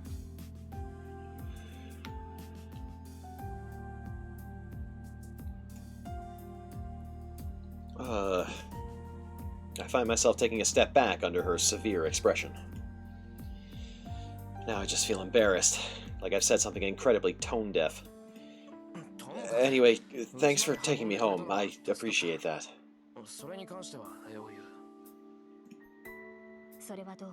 You are most welcome. It is a servant's duty to protect their master, but it is still nice to be acknowledged. You are very courteous, Shiro. I don't think I'm particularly polite, actually. There's something more pressing that I need to bring up. Something I should have asked as soon as I got home yesterday. Is she willing to be my servant? Is she really alright with fighting with me in this war? Let's get back on topic, Saber. Oh, I can call you Saber, right? Yes. As a servant who has formed a contract with you, I am your sword. I shall follow your orders, attack your enemies, and protect you. Saber does not hesitate in the slightest to give her answer. Her tone leaves no room for doubt. You are my sword, huh? To win the Holy Grail thing?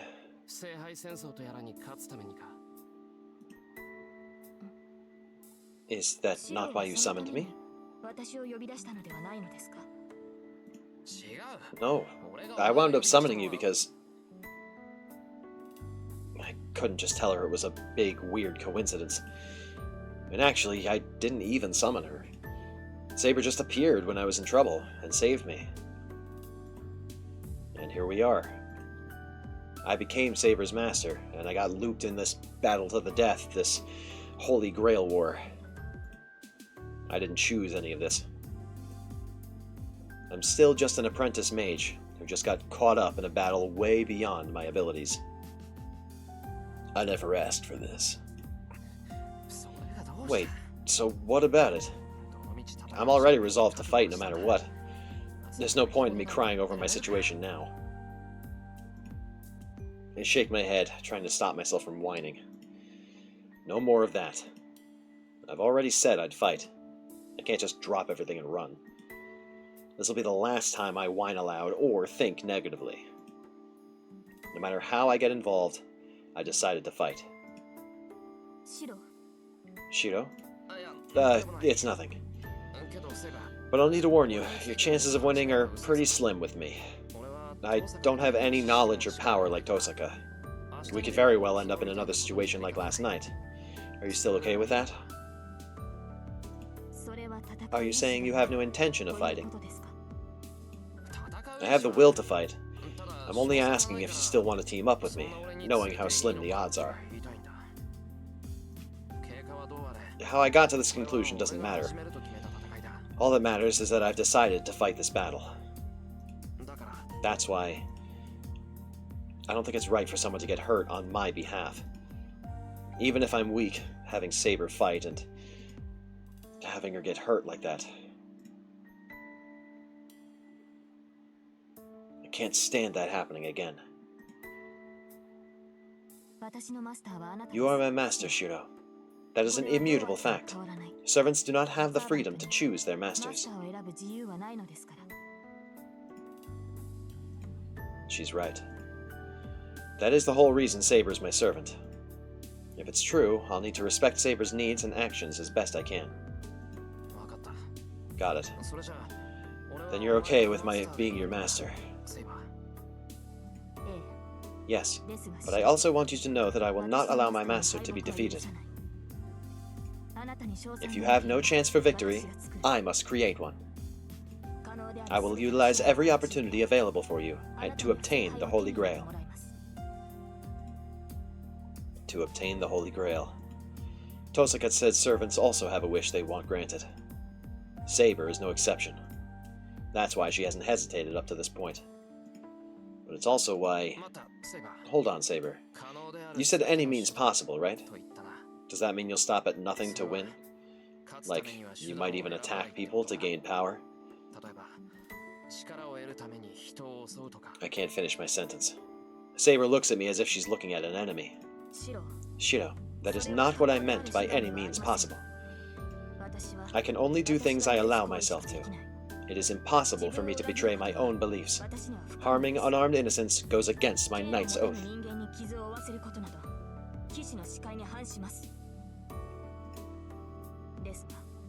However, I must obey your order. I must obey if you order so. In that case, you will have to use one of your command spells in compensation. I get overwhelmed by the edge in her voice. At the same time, I feel relief flooding through me. Saber seemed like a robot because of her extraordinary power and lack of hesitation, but I now know she's not some cold-blooded killer. Yeah, I wouldn't make you do anything like that. Just as you say, we have to do our best with what we can do. I'm really sorry, what I've just said must have been insulting.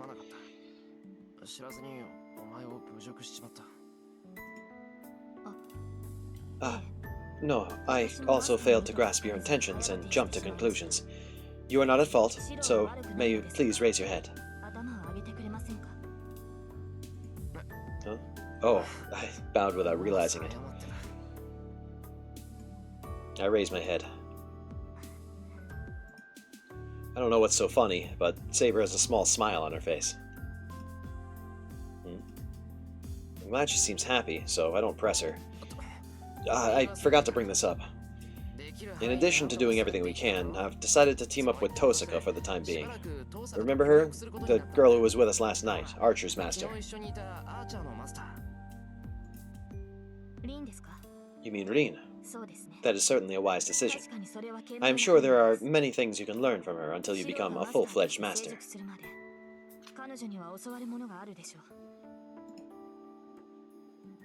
That's a relief.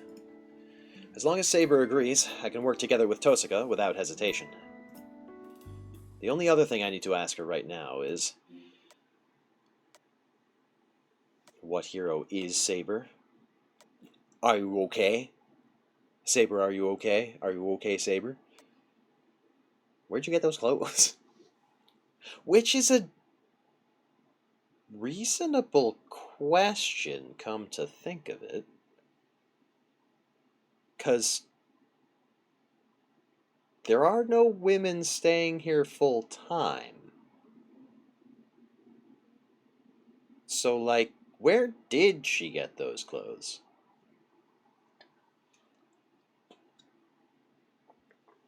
They don't seem like anything that Fujimura or Sakura would wear. Awfully suspicious.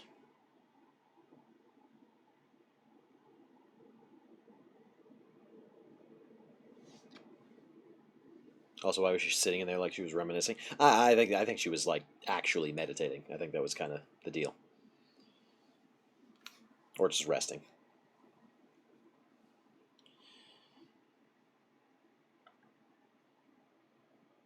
We do have ads coming up in a minute here, so I think maybe we take a bit of an extended break before moving on. So I'm going to swap over to our BRB screen, and you guys all stand up, stretch, grab a drink, a bite to eat. We'll be back in like 5-ish minutes.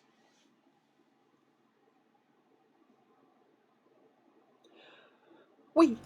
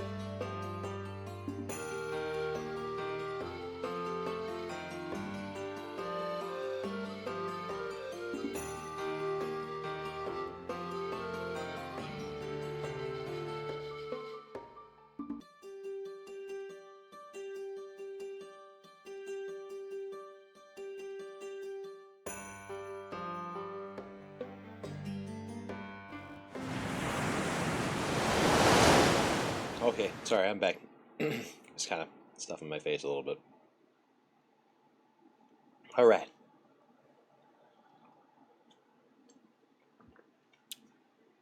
We're gonna go with the clothes question. I should ask about this clothes she's wearing. So, Saber, I want to ask you something. Yes, what is it? Where did you get those clothes? You look completely different than yesterday, so you kind of caught me off guard. Actually, I'm still bewildered. Reen provided them for me. She thought it would be best that I avoid attracting attention, as I am unable to return to spirit form. Oh... yeah, that checks out. I see. I had no idea. What about them? Nothing. Don't worry about it. I want to tell her they look good on her, but I managed to stop myself. If I said something like that, I'd probably go beet red. Well, yeah, you know, yesterday's armor. Yeah, I was just wondering what happened to your armor. There's no need to worry about that. There are no rules for wearing armor, so I have it off while I'm wearing these clothes. That armor is created from my magical energy. I can call for it as needed.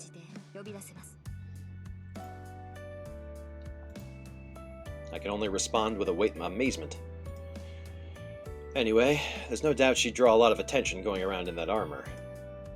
But with Saber wearing something like that, I can probably make up some story to the neighbors that she's a distant relative of my old man or something. Well, actually, I have to do that anyway. But then, I hear something heavy hit the floor by the door. What's that? I turn to face the sound. At the door, there's Tosuka, a duffel bag at her feet. What the... My mind comes to a screeching halt. I thought Tosuka had gone home, but here she is at the dojo in her ordinary clothes. Why is she carrying so much stuff? What are you doing here, Tosuka? What do you mean? I went home to get my stuff. Wouldn't it be the sensible thing since I'm going to live here from now on?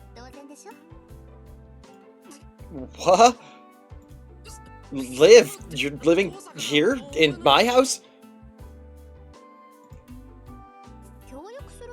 That's what teaming up means, right? Honestly, what did you think we were talking about earlier?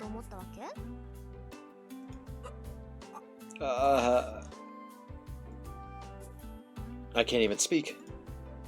I need something. I need to say something or else this is going to turn into a huge mess. But my brain refuses to work. So, where's my room? If you don't have one ready, I'll just pick one. She just pushes right by me, brashly invading my home. No, hold up. That's... Wouldn't this be wrong? I mean, Tosuka's pretty much the school's idol. Having her in my house at all is already a big deal. But I don't know how people will react if she started staying here or living with me, and Fujine would absolutely kill me.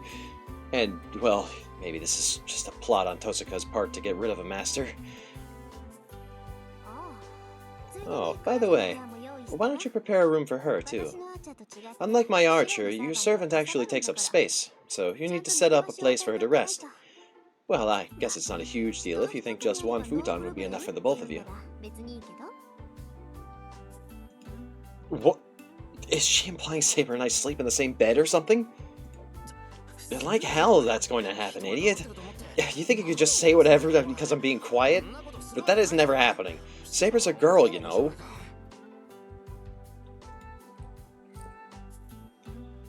You're missing the point. But whatever. Did you hear that, Saber? Shiro's saying he doesn't want to share a room with a girl. Saber's staring at me. She looks really stern. That will not do, Shiro. A servant must protect their master at all times. Masters are most vulnerable when they are asleep, so I must be in the room with you to protect you. Look at Rin's smug face. Cheeky. That's even worse. What the hell are you two thinking? Should girls really be thinking about that kind of stuff?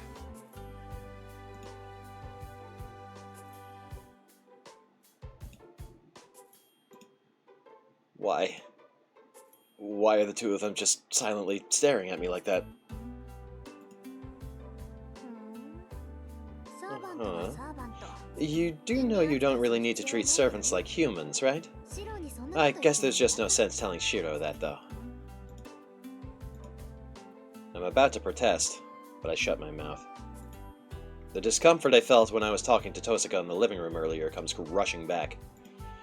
Actually, I've just figured out the cause of my discomfort. Hold on, Tosaka, when did you start calling me by my first name?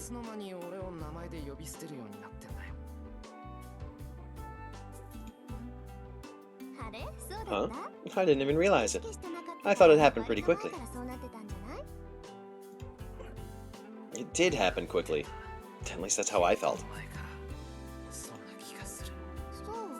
Oh, if you don't like it, I'll try to be more careful about it.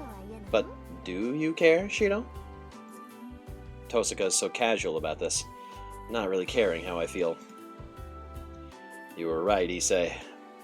It's not that Rin Tosaka might be a cruel enchantress. She is one. Fine, do whatever you want. You can call me whatever you like. Yeah? I will then. Rin, please do not change the subject. We have not finished deciding the matter of Shiro and my... We have not finished deciding the matter of Shiro and my living arrangements. Oh, that's right. But given Shiro's reaction, it might not be realistic for you and Shiro to share a room. There's no point in treating servants like humans, but you might as well give up since Shiro hates that idea.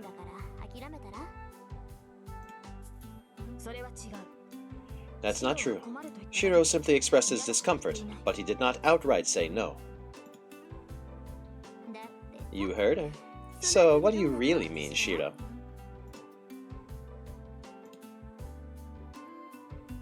Hold on a minute. I don't understand how in a single day she can just casually start calling me Shiro, like a cat she just picked up and named. Well, that's not really the issue here. This is about Saber's living arrangement. Shiro, I will ask you once again. It is the servant's job to guard you while you sleep. At this point, I am sure you understand your position as a master. Ugh, my decision won't change no matter how much she stares at me like that. No, I'll prepare a different room for Saber. I'll make sure her room's closest to mine. That should be a good compromise.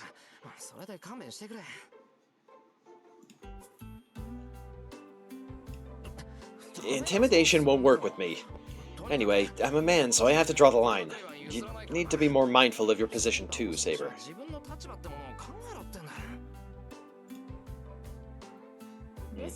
Yes, exactly. That is why I am simply insisting as a servant that I protect Master. No, not that. They're talking about your own position. Ugh, if you don't get it, then never mind.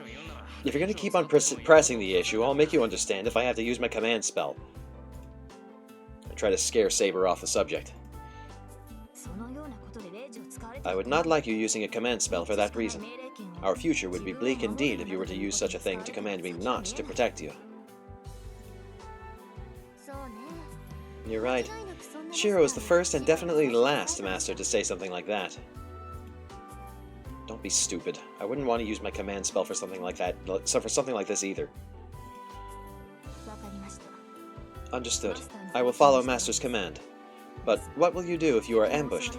Assassins have the ability to close in on their target by concealing their presence. If that were to happen, are you able to protect yourself until I reach you?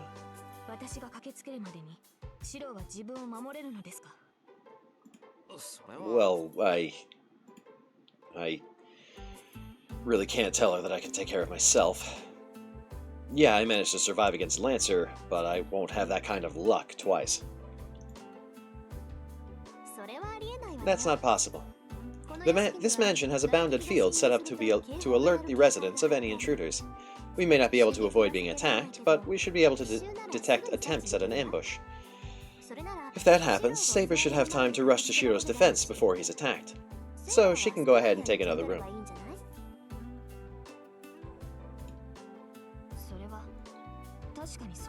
That may be true, but...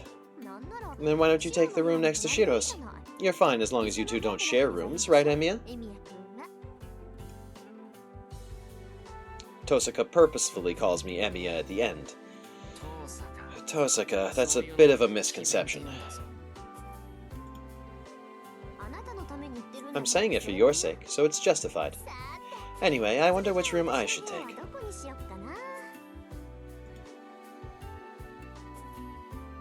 Tosaka takes her luggage and heads toward the mansion, putting an end to the conversation. She seems cheerful, like a student picking her room at a school trip. How terrifying. The way Tosaka carries herself so self-assuredly mesmerizes the two of us, and we both watch her go in stunned dismay.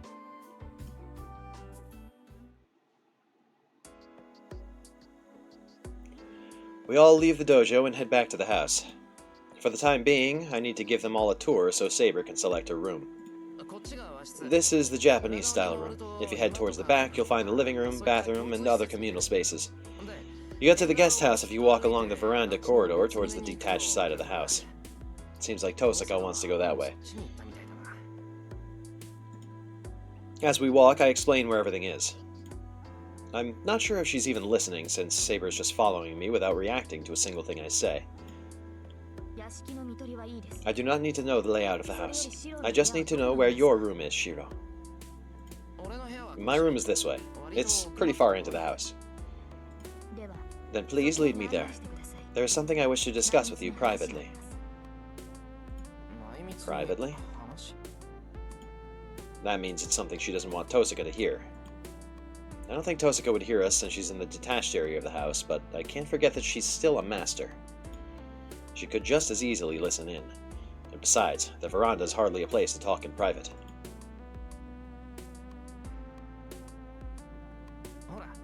Here, this is my room. What?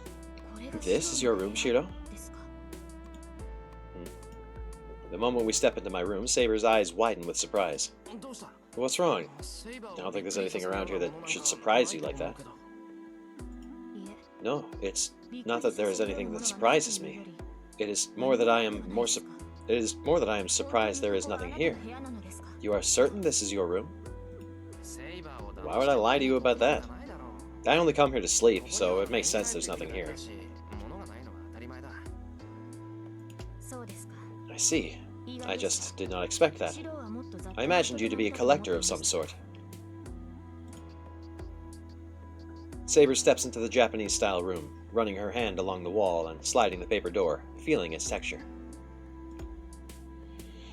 Her soft touch is gentle, as if contact with these things will let her learn their history, see their memories.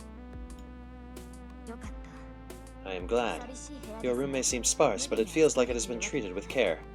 It looks drab, but I can feel the warmth here.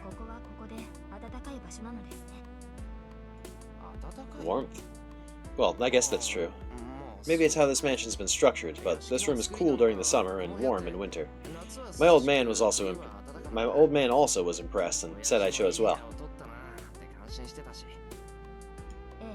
Yes, a room is a reflection of its owner's personality. The state of this room left me concerned about your disposition, but now my impression of you is as it was previous to coming here. Saber sounds relieved, but I don't really understand what she's trying to say. So, what do you want to talk to me privately about?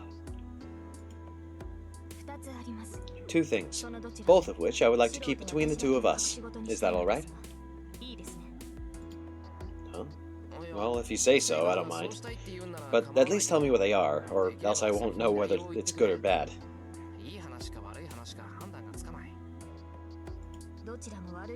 Both are bad. At the very least, I don't want either of the other masters knowing this. From Saber's expression, I'm guessing this has something to do with our shortcomings. Okay, I think I got the gist of what's on your mind. Go ahead and tell me what it is.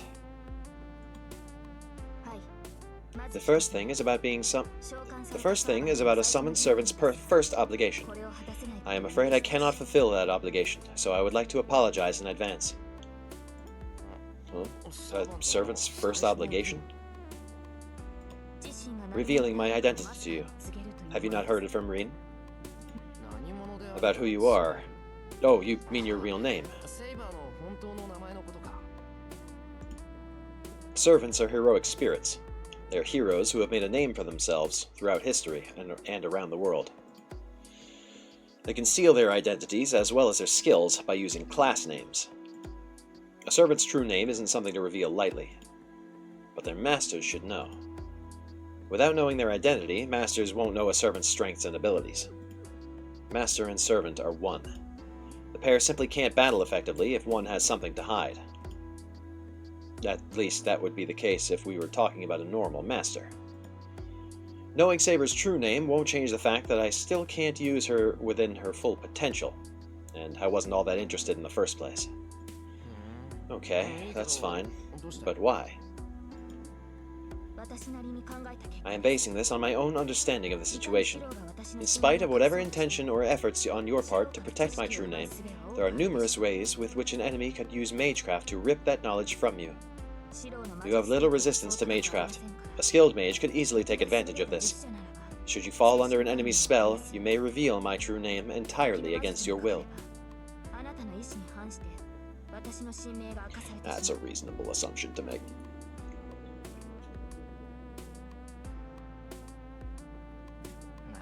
Oh, I get it. Yeah, you're right. I'd give it up the moment a spell was cast on me. Let's keep it a secret.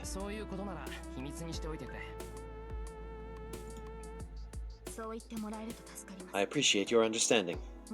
Then again, I am not as renowned or distinguished as the likes of Berserker anyway. It may not make much of a difference, even were my name to be revealed. I don't know if she's being humble or just lying. Because it would be in her interest to lie, so that any information that a mage does get is, oh, she's an unknown entity. Saber's tone is regretful. I hadn't quite expected that.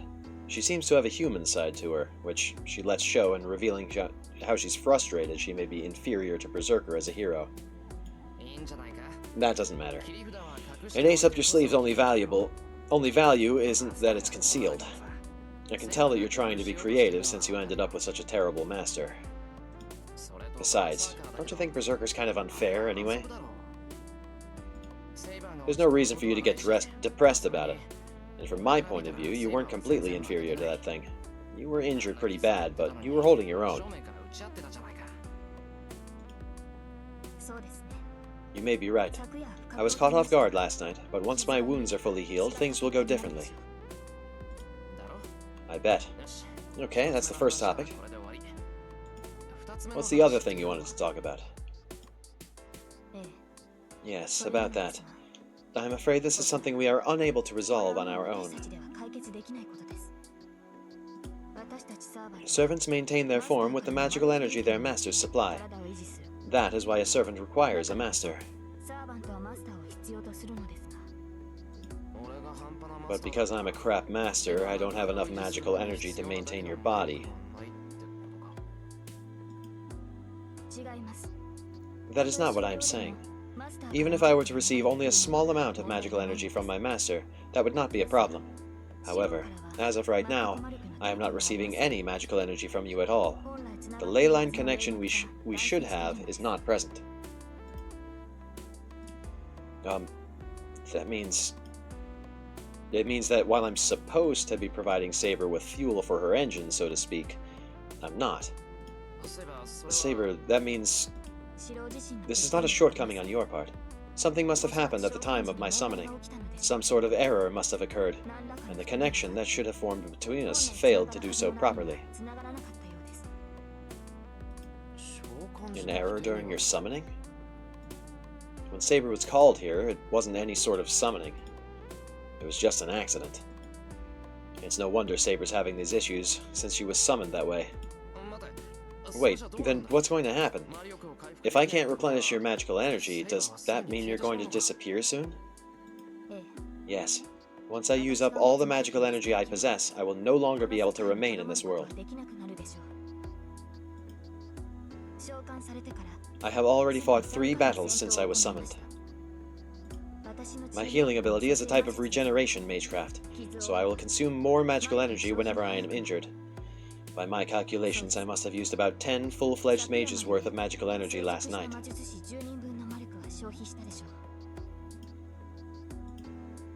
I'm speechless. Every time Saber fights, she loses magical energy, and there's no way for her to replace it. If she's used that much magical energy already, how much longer can Saber stay here? Now you understand, Master. Thus, I must avoid using any more magical energy. If I am unable to supplement my magical energy, the only other method is for me to sleep to reduce the consumption of magical energy. Sleep? Does sleeping restore magical energy? I do not know, but at the very least, I will not use any magical energy while asleep. Which is why I would like you to permit me to sleep as much as possible. I may not be able to protect you all the time, but I hope you do understand so that we may increase our chances of victory. I sigh in relief. Thank goodness. I'll give her whatever she asks, if that's all there is to it. Of course that's okay. Rest all you want if things get rough for you. I'd rather you do that if it'll allow you to stay with me longer.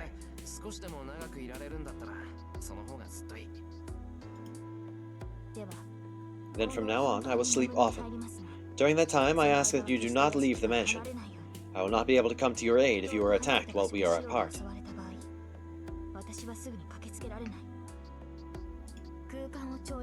Matters would be different if I could travel through space and time, but that is a rare ability for servants to have. If you are to call me from a distance, you will need to use command spells as a backup, so I would prefer you remained nearby.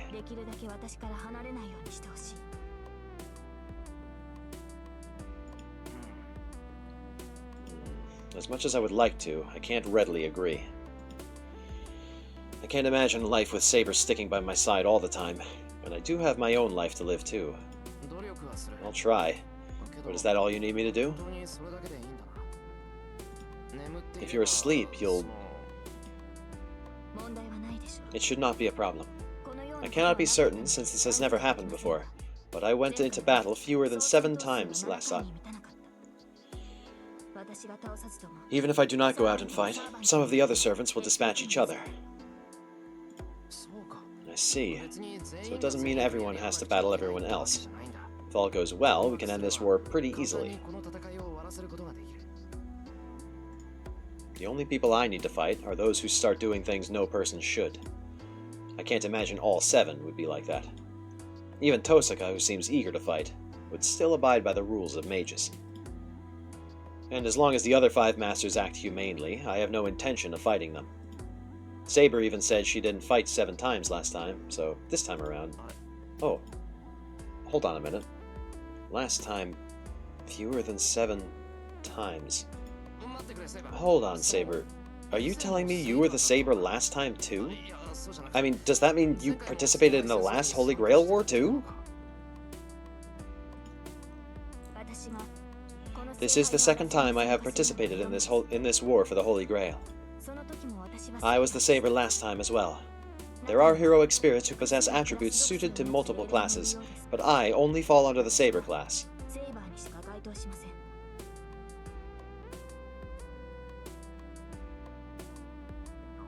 Oh, do you?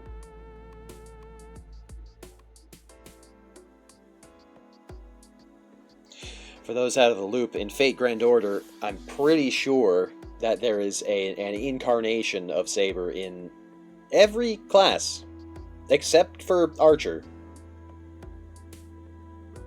I'm pretty sure she's every class.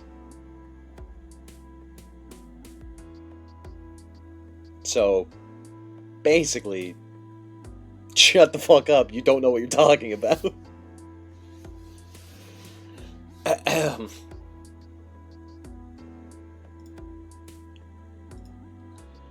remember something Tosaka said.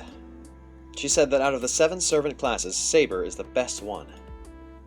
And this girl says that she has been summoned as that class twice in a row. Does that mean last time you stayed until the end? Of course. I did not have any of the constraints I do now last time, so I never fall behind the other servants. Saber says this as if it should be obvious. Her statement forces me to realize something. The sword in my possession now is not something I'm worthy of. I don't deserve her. Damn. You must be really unsatisfied with someone like me as your master. I simply fulfill the duties that have been given to me. As long as I can obtain the Holy Grail, I have no complaints about who my master is. Got it. That's a relief, but... She used to be fully prepared and in capable hands, but she's been injured twice already. All because she can't replenish her magical energy. That means she'll constantly have to consider how much magical energy she has left as she fights. And because she needs to fight with all these restrictions in her last battle, she wound up covered in her own blood. The image still haunts my mind. I still see that girl, smaller and slighter than me, being so brutally injured. Shiro, there is no reason to regret such a thing. Saber's voice snaps me back to reality. It is not that I have never known defeat. Much like Melania. I was not victorious last time, and so now I am your servant. I am accustomed to injury, so there is no call for you to be distressed over my wounds. Used to it. Even if your injuries look like they could be fatal? Yes. To wield a sword is to be prepared to accept the consequences of doing so. This holds true for you as well. It is unreasonable to expect me to come out of this unscathed. Well, yeah, but... So you're saying you don't mind getting hurt? As long as the injuries are not fatal. If I die, I will not be able to protect my master. What the hell? So you don't care if you get injured as long as you protect your master?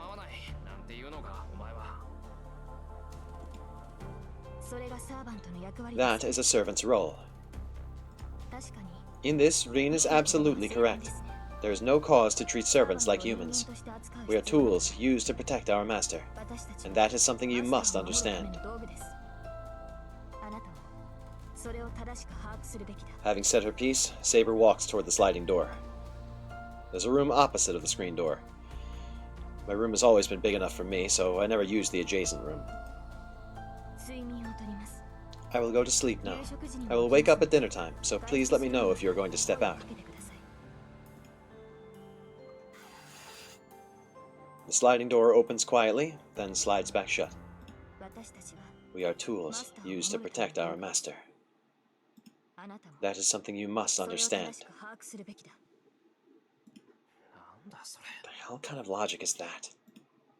It pisses me off, but I can't say that aloud, so I just take in Saber's words and stand alone, perplexed.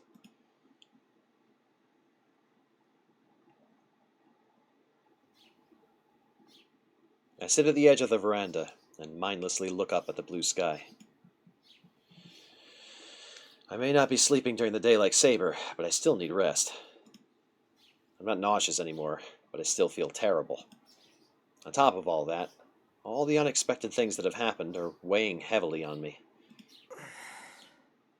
I take a deep breath and look blankly out over the yard. I asked about everything I needed to know, and I got answers, but I'm no less lost for it. And yet Tosaka, my senior as a mage, or rather a full-fledged master, is completely nonchalant about the whole situation. Hey, do you have any extra cushions around? Also, beakers and a protractor? She's busy scouring the house for stuff. Take any cushion you want from the guest room. But a normal house doesn't have beakers or protractors. Are you serious? A maid should always keep experimental tools around. Complaining loudly, she turns and heads back toward the detached building. Tosaka's really getting serious. Tosaka's really serious about getting herself situated here. And the matter of her staying overnight also seems to be settled. When I peeked into the detached building earlier, she'd already picked out the best room for herself. She'd even put up a sign that read, "Remodeling in progress, do not enter." Fine. I guess it won't be an issue since the detached building is far away enough. Having Saber around already has me on edge, but if Tosaka were close too, there'd be nowhere for me to relax anymore. The detached building's far enough, and even though it's connected by a corridor, it feels like it's a neighboring house. As long as I keep my distance, nothing bad should happen.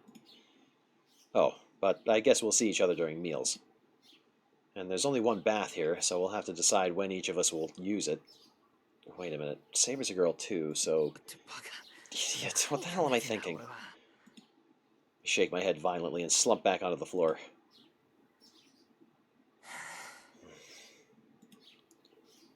With what must be my monoliths... With what must be my millionth sigh today, I stare blankly up at the sky. I'm getting drowsy.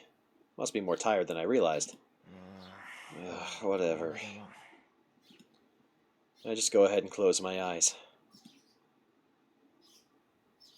Apparently, not caring at all works wonders. The moment I close my eyes, I drift right off to sleep.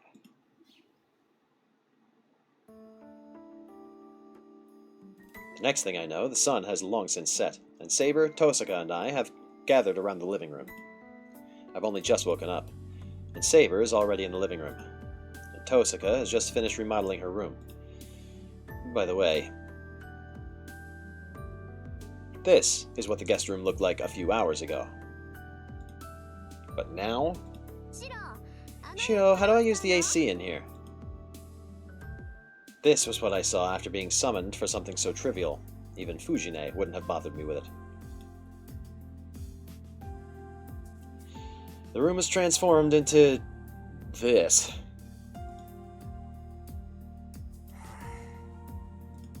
I sure know how to pick a teammate.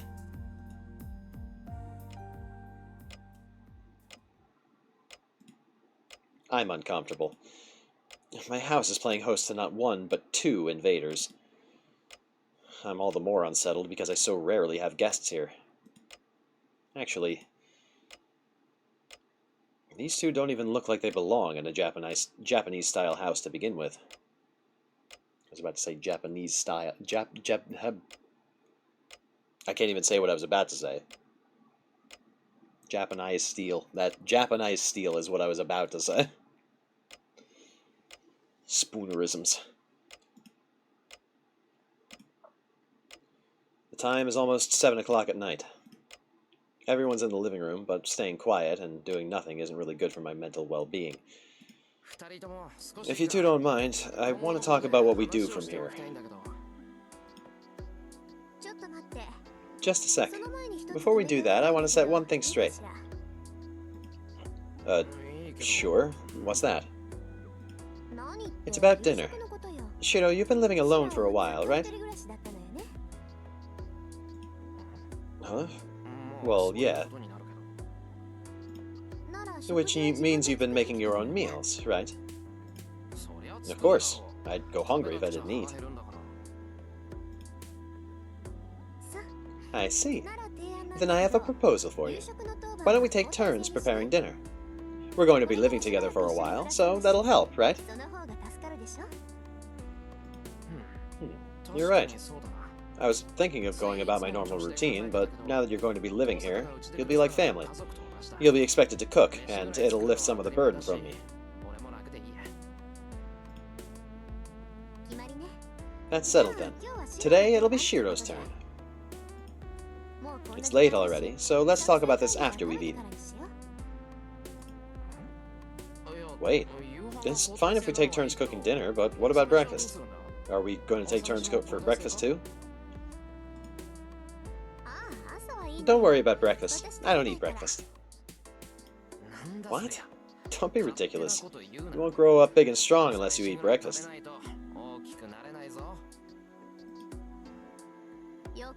Mind your own business. Anyway, you're going to make dinner today. And if you don't make something decent, I'm not talking to you.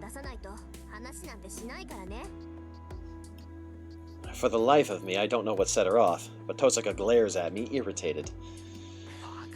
Fine, I'll make something. And Saber, you're going to eat too, right? If you are going to prepare something, then yes. Meals are an important source of energy. Got it. Then you two sit back and behave yourselves. I grab my apron and head to the kitchen. Luckily, there are enough ingredients for a meal for three. I turned on the rice cooker right when I woke up, so it should be done in about half an hour. I glanced toward Tosaka and Saber from the kitchen. Those two looked like they were preferring eating Western-style meals over Japanese meals. I seriously doubt Saber would like tofu and natto, so to say nothing of Tosaka. Actually, I don't think Saber would be able to hold chopsticks in the first place. I hesitate for a minute, but there's no point worrying about this now. There's only a few dishes I can make with the ingredients I have right now. I have tofu. I think for a moment and decide to make deep-fried tofu. I also decide to make a simple tofu and seaweed soup. Since I have some chicken prepped, I'll use that to make teriyaki chicken as the main dish. I drain the water from the tofu, season the chicken, and cut the daikon into thin strips to make a crunchy salad. I also grate the daikon to make a sauce and saute some shishito peppers. Sorry for the hesitation there. Have you decided on what to do, Rin? Not really. I can't say much because I don't have much information, but I think the most important thing to do is to find the other masters. There are 4 more masters. I'd like to search for them without revealing that I'm a master too, but I don't think that's realistic.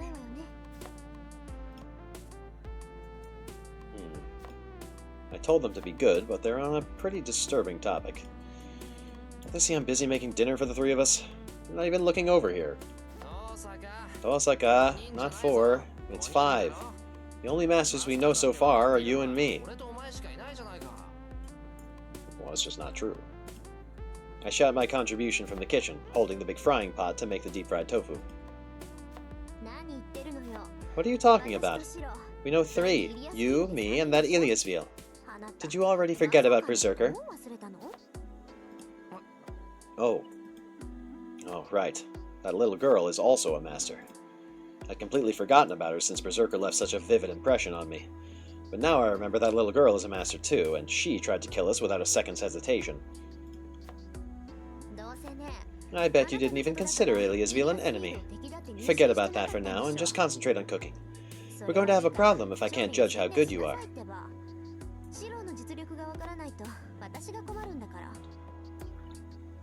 As if she's some kind of food critic. I don't know that my cooking skills are going to be the problem. I don't know that my cooking skills are going to be problematic to Tosaka, but she's right. The food prep's pretty much done, so I need to concentrate and finish the dishes now. Iliasville, Berserker's master. You seem to know her, Rin. Well, yeah, or I know the name anyway. The Einsburns are a mage family who have been in the Holy Grail War a few times. So they are well versed within the Holy Grail War. Probably.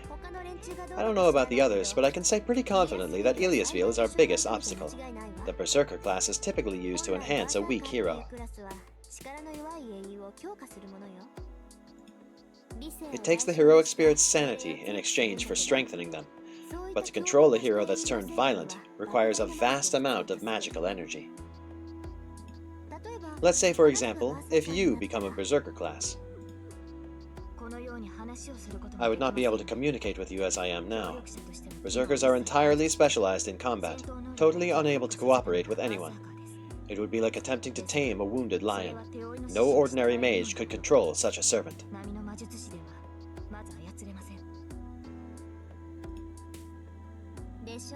I figured as much. An ordinary mage would have a difficult time controlling a berserker, even if the heroic spirit was a minor hero. Yet Iliasville summoned an absolutely top-tier hero as a berserker, and she's managed to control him completely. I hate to say this, but that girl's ability as a master is on an entirely different level. I agree. Our current problem is that we are being targeted by this extraordinary master.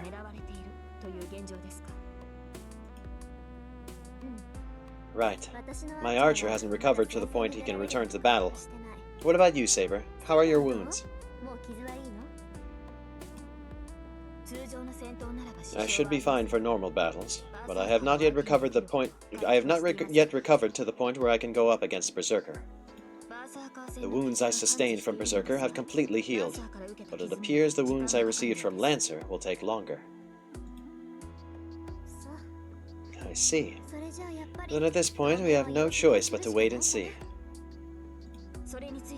I have a suggestion. I hear Archer has keen eyes. What do you think of having him keep watch over this house and the surrounding area?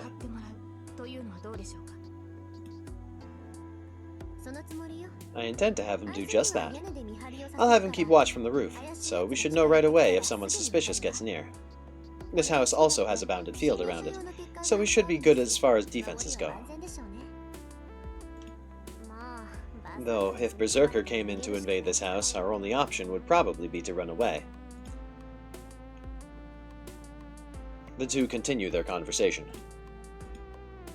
I don't like it. I'm the one making dinner for them, so I think it's rude for them to talk without me.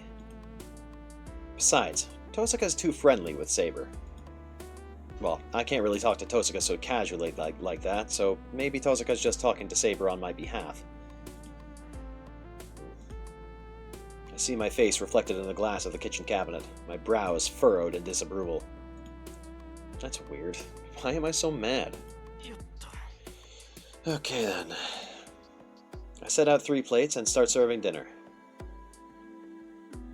I head out into the living room. You know, this isn't the best topic for dinner.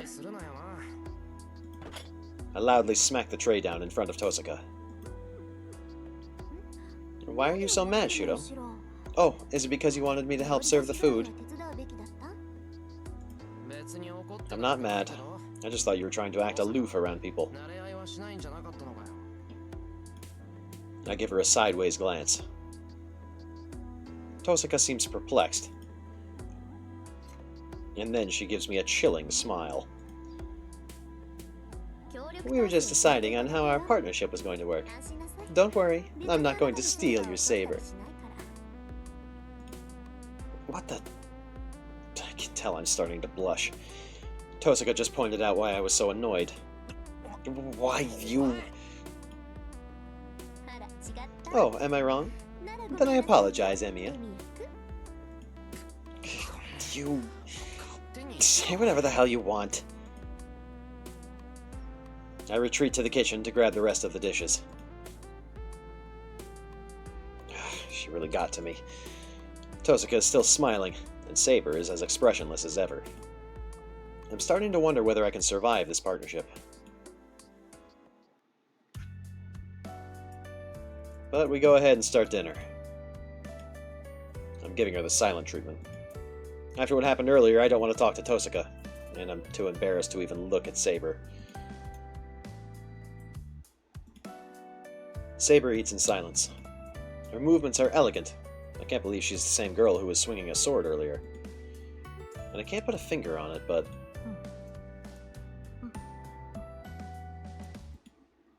Every time she takes a bite of something she hasn't eaten before, she nods. It's... amusing. Seems to be her way of saying the food is good. Also, it turns out she can use chopsticks properly. Tosaka, on the other hand... The moment she takes her first bite, she clenches her fist and says, Alright, I can do better than this. Just you wait and see tomorrow, Shiro Emiya. Tosuka's fist trembles with excitement. Dear God. Have I done something bad? Okay, so about what you two were discussing earlier.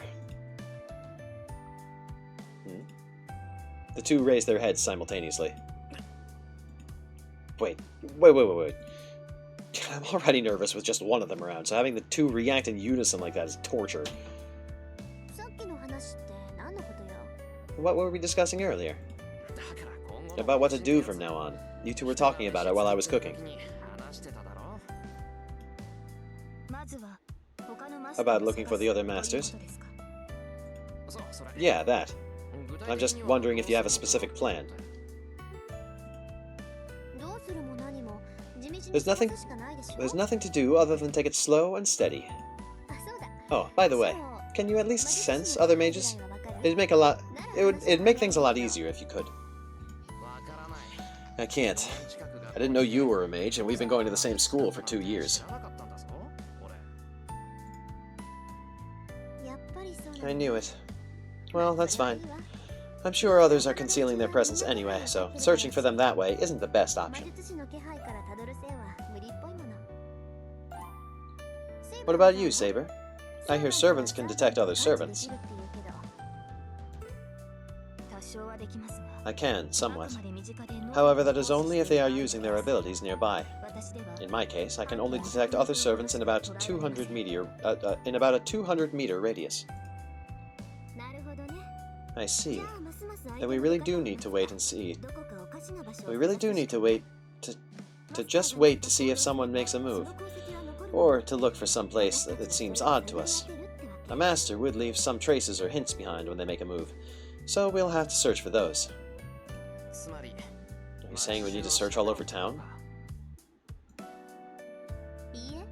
No, we really shouldn't do that. Our opponents have probably set up some sort of net too, so they'll know right away we are masters if we do something like that. For now, we should hold off on taking initiative until we've figured out a plan. Just live your life the way you always have, and don't let them discover that you're a master. Hide the command spell on your hand so they can't see it. Try not to go anywhere there aren't plenty of people around. Head home as soon as the sun sets. And what else?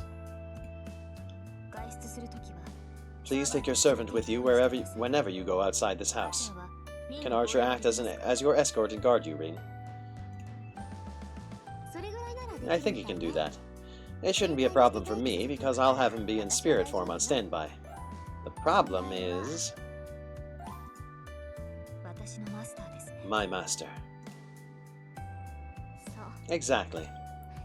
Hey, are you even listening, Shiro? Take Saber with you everywhere you go. We may have decided not to draw attention, but there could still be some idiot who might attack us in broad daylight. Have Saber with you in case that happens. Alright, I'll try. My response is pretty half-hearted. I understand why Tosuka would say that, but I hesitate at the idea of taking Saber everywhere. I'm already nervous talking to Tosuka, but Saber makes me even more nervous.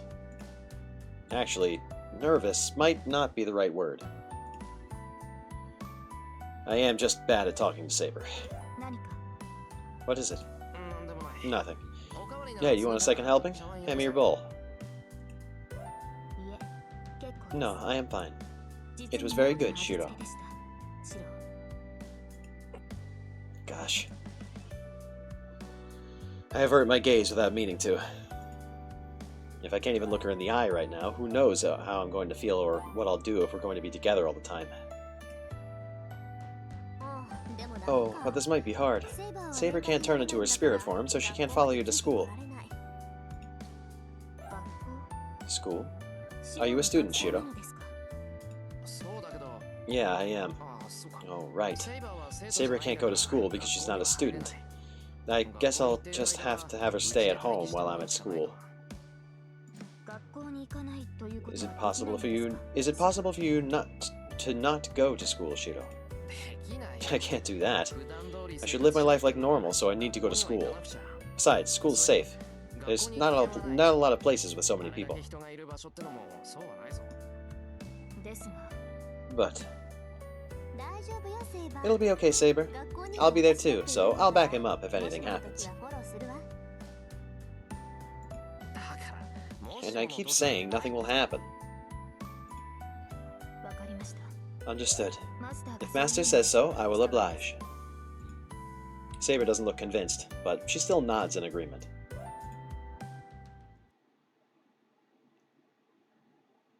Night falls. Tosaka looks like she's prepared herself a bath while I was cleaning up after dinner. Honestly, she's acting like she owns this place right from the start. I'll need to make clear who's boss around here, or things are going to be real tough for me in the future. Easier said than done. I get the sense seizing initiative is going to be really hard. Speaking of difficulties, there's another person who'll be the source of my headaches. Actually, Saber's probably my bigger obstacle. Tosaka can be reasoned with, but Saber seems completely impossible to convince, no matter what. Saber. I know she's not a bad person, but... Saber's back in her room. Tosaka's probably back in her own room in the detached area of the house. I'm the only one in the living room. There's still time before bedtime, so I should probably talk to Saber a bit more. Honestly, I'll need to overcome my awkwardness around her, or else I'm going to suffer for it. Whether she's a servant or not, she's still a girl, and younger than me. I'm sure I could learn a lot about her if we talked. Plus, I'll need to get used to her or Tosaka's never going to stop looking down on me. And that's a problem. I don't want that, so I should be working on... So, I should walk on... Wow, excuse me. I don't want that, so I should work on talking to her more casually.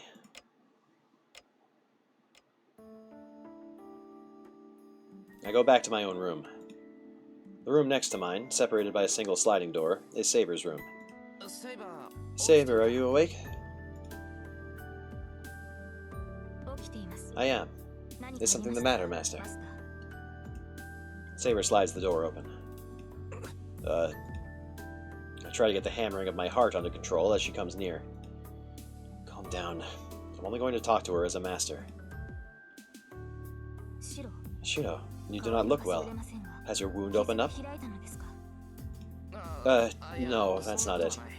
I'm feeling all better. Actually, how are you doing?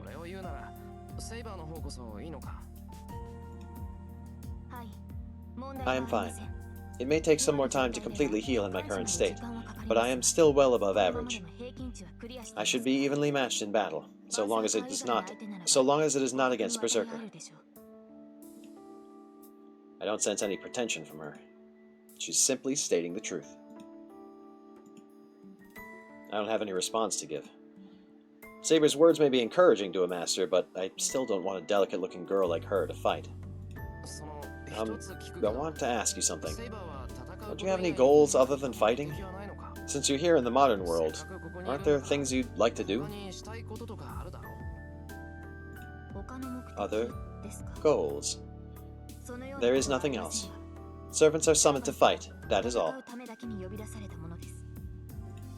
Anything else is futile. You have raised an irrelevancy. I figured. Trying to tell someone not to fight when it's their only reason for being here. It's not that I wanted to tell her that, but it's just that Saber lacks humanity. That might be enough if fighting is all she's going to do, but she is right in front of me, looking like an actual human being. So it doesn't feel right for her to just fight. If Saber's going to be here, she should at least do something she enjoys, or it'll all seem like it was in vain. Hey, Saber. Servants are supposed to be heroic spirits from the past, right? Then... I'd been about to ask her what she was like before she became who she is now, but I stopped myself. I cannot tell you my true name. During the day, Saber said that was going to be a secret between the two of us. So I wouldn't be surprised if Saber refused to tell me anything about her past. Alright, we've got ads coming up again, so we're gonna take another short break from the story. I'm gonna eat this last slice of pizza that I got right here. Don't mind me.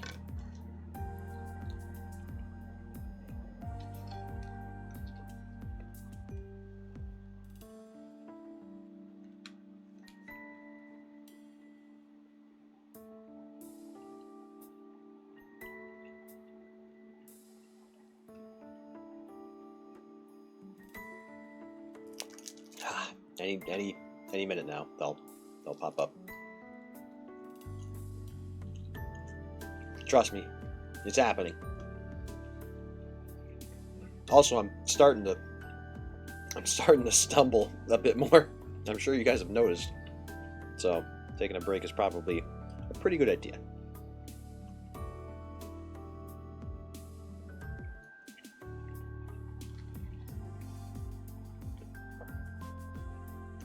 There they go.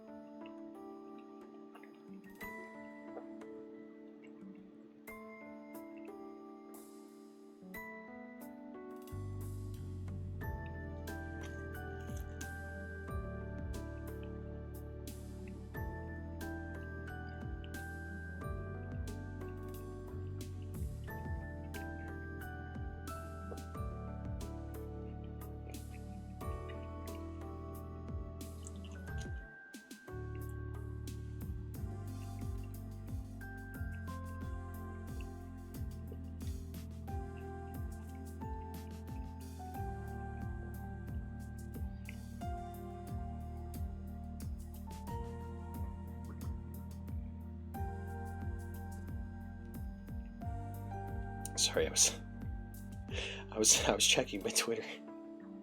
That one bout post I made is kind of popping off a little bit. I'm glad, because I thought it was funny. So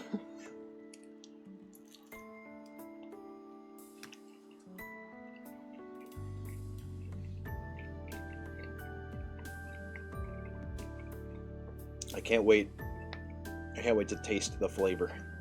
I still haven't ordered hers or Tricky's or Numi's flavors, but I definitely want to, a lot.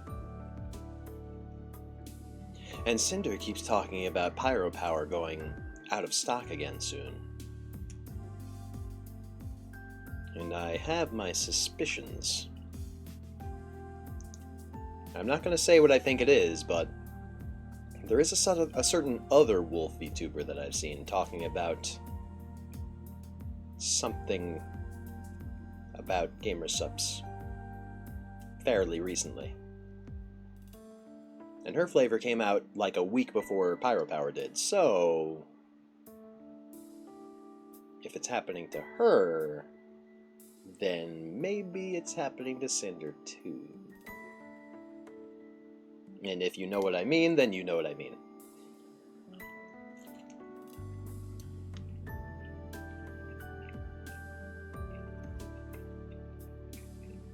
And if you don't know what I mean, then oh well.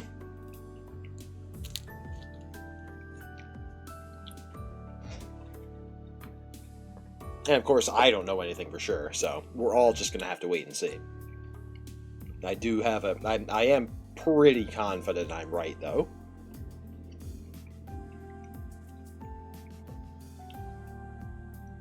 Anyway, that's it for the ads, so let me wet my whistle real quick, and we'll get right back into it.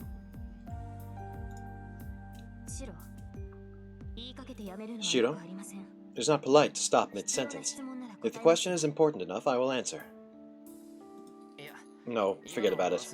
I was just about to ask a dumb question. I avert my eyes to try and change the topic. It really was a stupid question. I thought I wasn't interested in Saber's identity, and Saber's been refusing to tell me because it's not safe. Bringing up something like this would just prove I'm a bad master, dwelling on unimportant stuff. But what else can I talk to her about, then? If I can't ask anything about Saber, the only other topics left to me would be... the only other topics left would be me. That would be even more pointless. I'm grasping at straws here. If I can't ask about her identity, I'll just have to ask about what Saber likes. What she wants to eat for breakfast tomorrow. I don't care if she's going to look at me funny. I'm ready to ask all the futile questions I want. Shiro, if you do not have any questions, may I ask something? Yeah, sure. What is it? It is about last night. You were wounded trying to save me from Berserker's attack. Do you remember that? I do, but... what? Are you gonna keep belittling me like you had this morning? I get that it was a rash decision on my part, so don't remind me. It makes me feel sick. I feel the same way, but there was something I would like to ask you to help me understand you better as a person. Shiro, why did you try to go up against Berserker? Did you not know what would happen if you got close? Well, of course I knew. I knew getting near that thing would definitely be the end of me. Still, I tried to save Saber not out of some foolishly optimistic belief I could. I just tried to save her. I didn't care about what would happen afterward. Saving Saber was my top priority in that moment.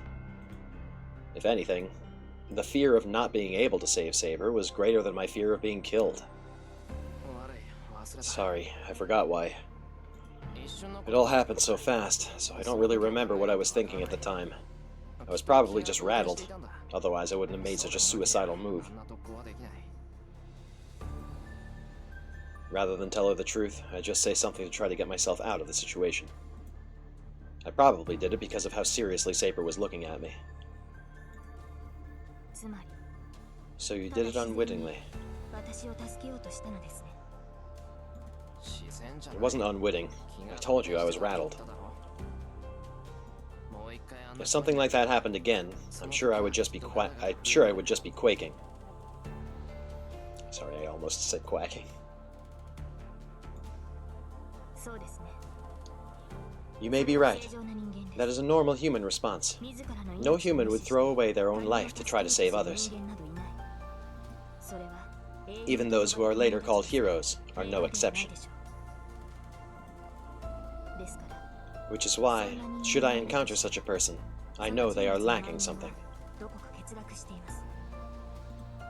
And if that person continued to carry on in that fashion, the only thing awaiting them would be tragedy. Her deep green eyes are trying to tell me something. And yet...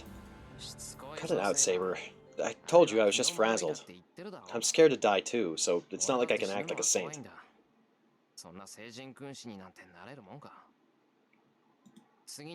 If something like that happened again, I'm going to prioritize myself over you. I try to mask my anxiety by just spouting a bunch of heartless crap. That is a relief. If this was all a misunderstanding on my part, then there should not be an issue. Yes, you are a coward. As long as you do not choose to follow the wrong path, you should become a proper mage. Whoops. Hey, do I really look like a coward to you? Yes, very much so. Especially when you try your hardest to accept the situation in which you are placed. Do you not know that such prudence is sometimes called cowardice? It is no different than saying that one who does not know fear can never become a wise man. She seems relieved. Saber even smiles as she says this. It must be because of how lovely and elegant everything she does is. I can't think of anything else to say, so Saber and I spend the rest of our time alone in my bland room.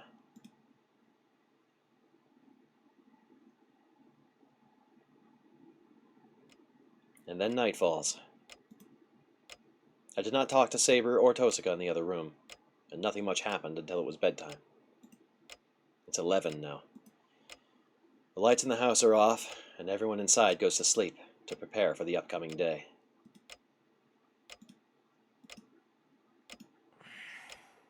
I can't sleep. I'm still lying on my side, eyes wide open. This is my room. I should be sleeping, but it feels completely different now. Damn, why can't I... It's quiet, but I hear Saber's breathing in the next room. I know. Of course I can hear sound coming from the next room. If it's quiet, since I can hear her breathing, I find myself imagining Saber's sleeping form.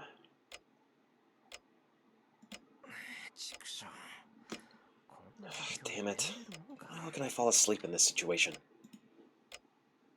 I can't just stay in this whole bed of needles situation forever. I sneak out of my futon, trying not to wake Saber up.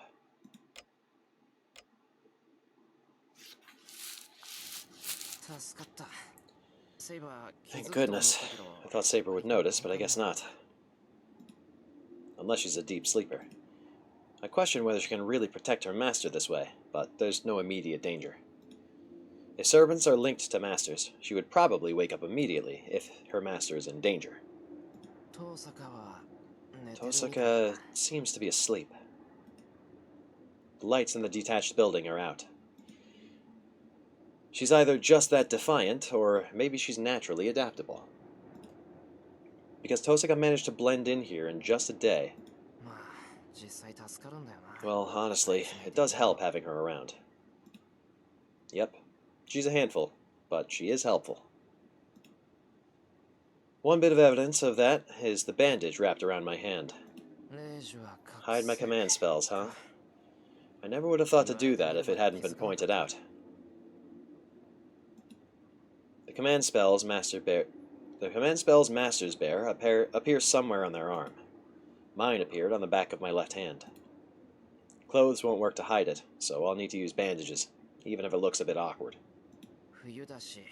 It's wintertime, so I'll wear some long sleeves to hide it. Tosaka has hers on the opposite hand from mine, around the middle of her right hand, or somewhere around there. The shape of the command spells differ for each master, and I don't think I'll ever see Tosaka's command spell.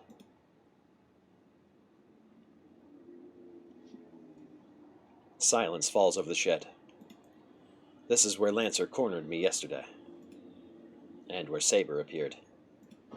The entrance is still open, and it's pitch dark inside, as if to repel anyone who might try to enter. But this darkness is familiar to me. I used to play here when I was young, and I feel it to be my real room. It sits silently under the wintry night sky.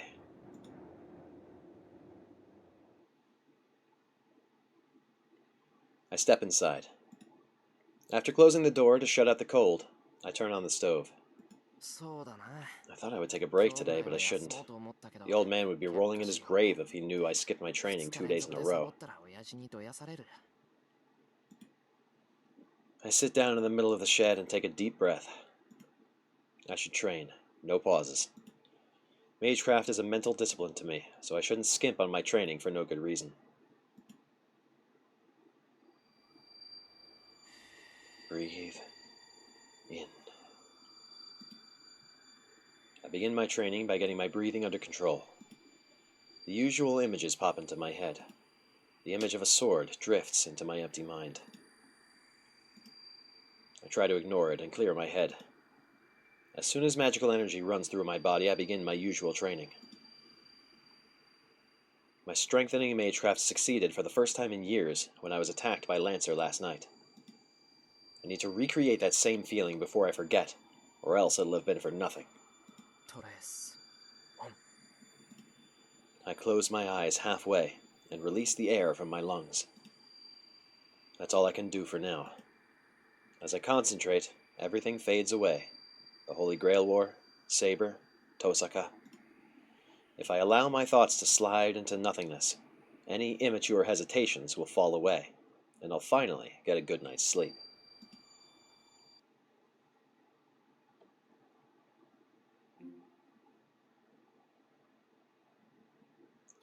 And speaking of a good night's sleep, I think that's a great place to end it. So it was a little longer than 3 hours this time, but that's better than last time when it was going to end up being something like 5 or 6 hours. That's a long session even for a VA.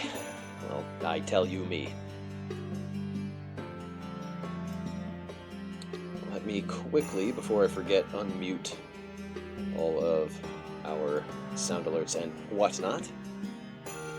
But for those of you still with me, that's where I'm going to wrap up for tonight. Thank you guys for joining me. The next time that we do Fate Stay Night, I am not entirely sure when that will be.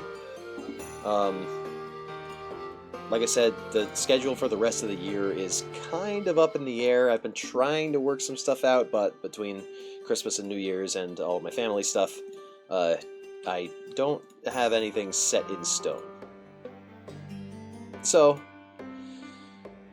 join the Discord if you haven't already. That way, you'll be notified whenever I go live. Especially if we have to do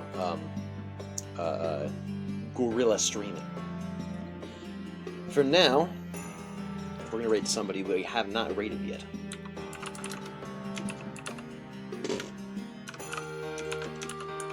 They are a fellow Pyropub, and they're presently playing some Okami, which I was thinking about replaying in the new year to maybe do a 100% run in celebration of the sequel, but also it was on sale for $5. It's still on sale for $5, but I bought specifically the Switch version, whereas last time we played on the PC version on Steam. I bought the Switch version so that we can play with the motion controls when using the painting skills, just like it used to be on the original Wii version. So I'd be very excited to do that on stream again. But I'm thinking of saving that for next year anyway. I don't think we're going to start any new games until next year, which means that the stream ideas that I do have for the rest of this year are going to be a lot of just chatting things.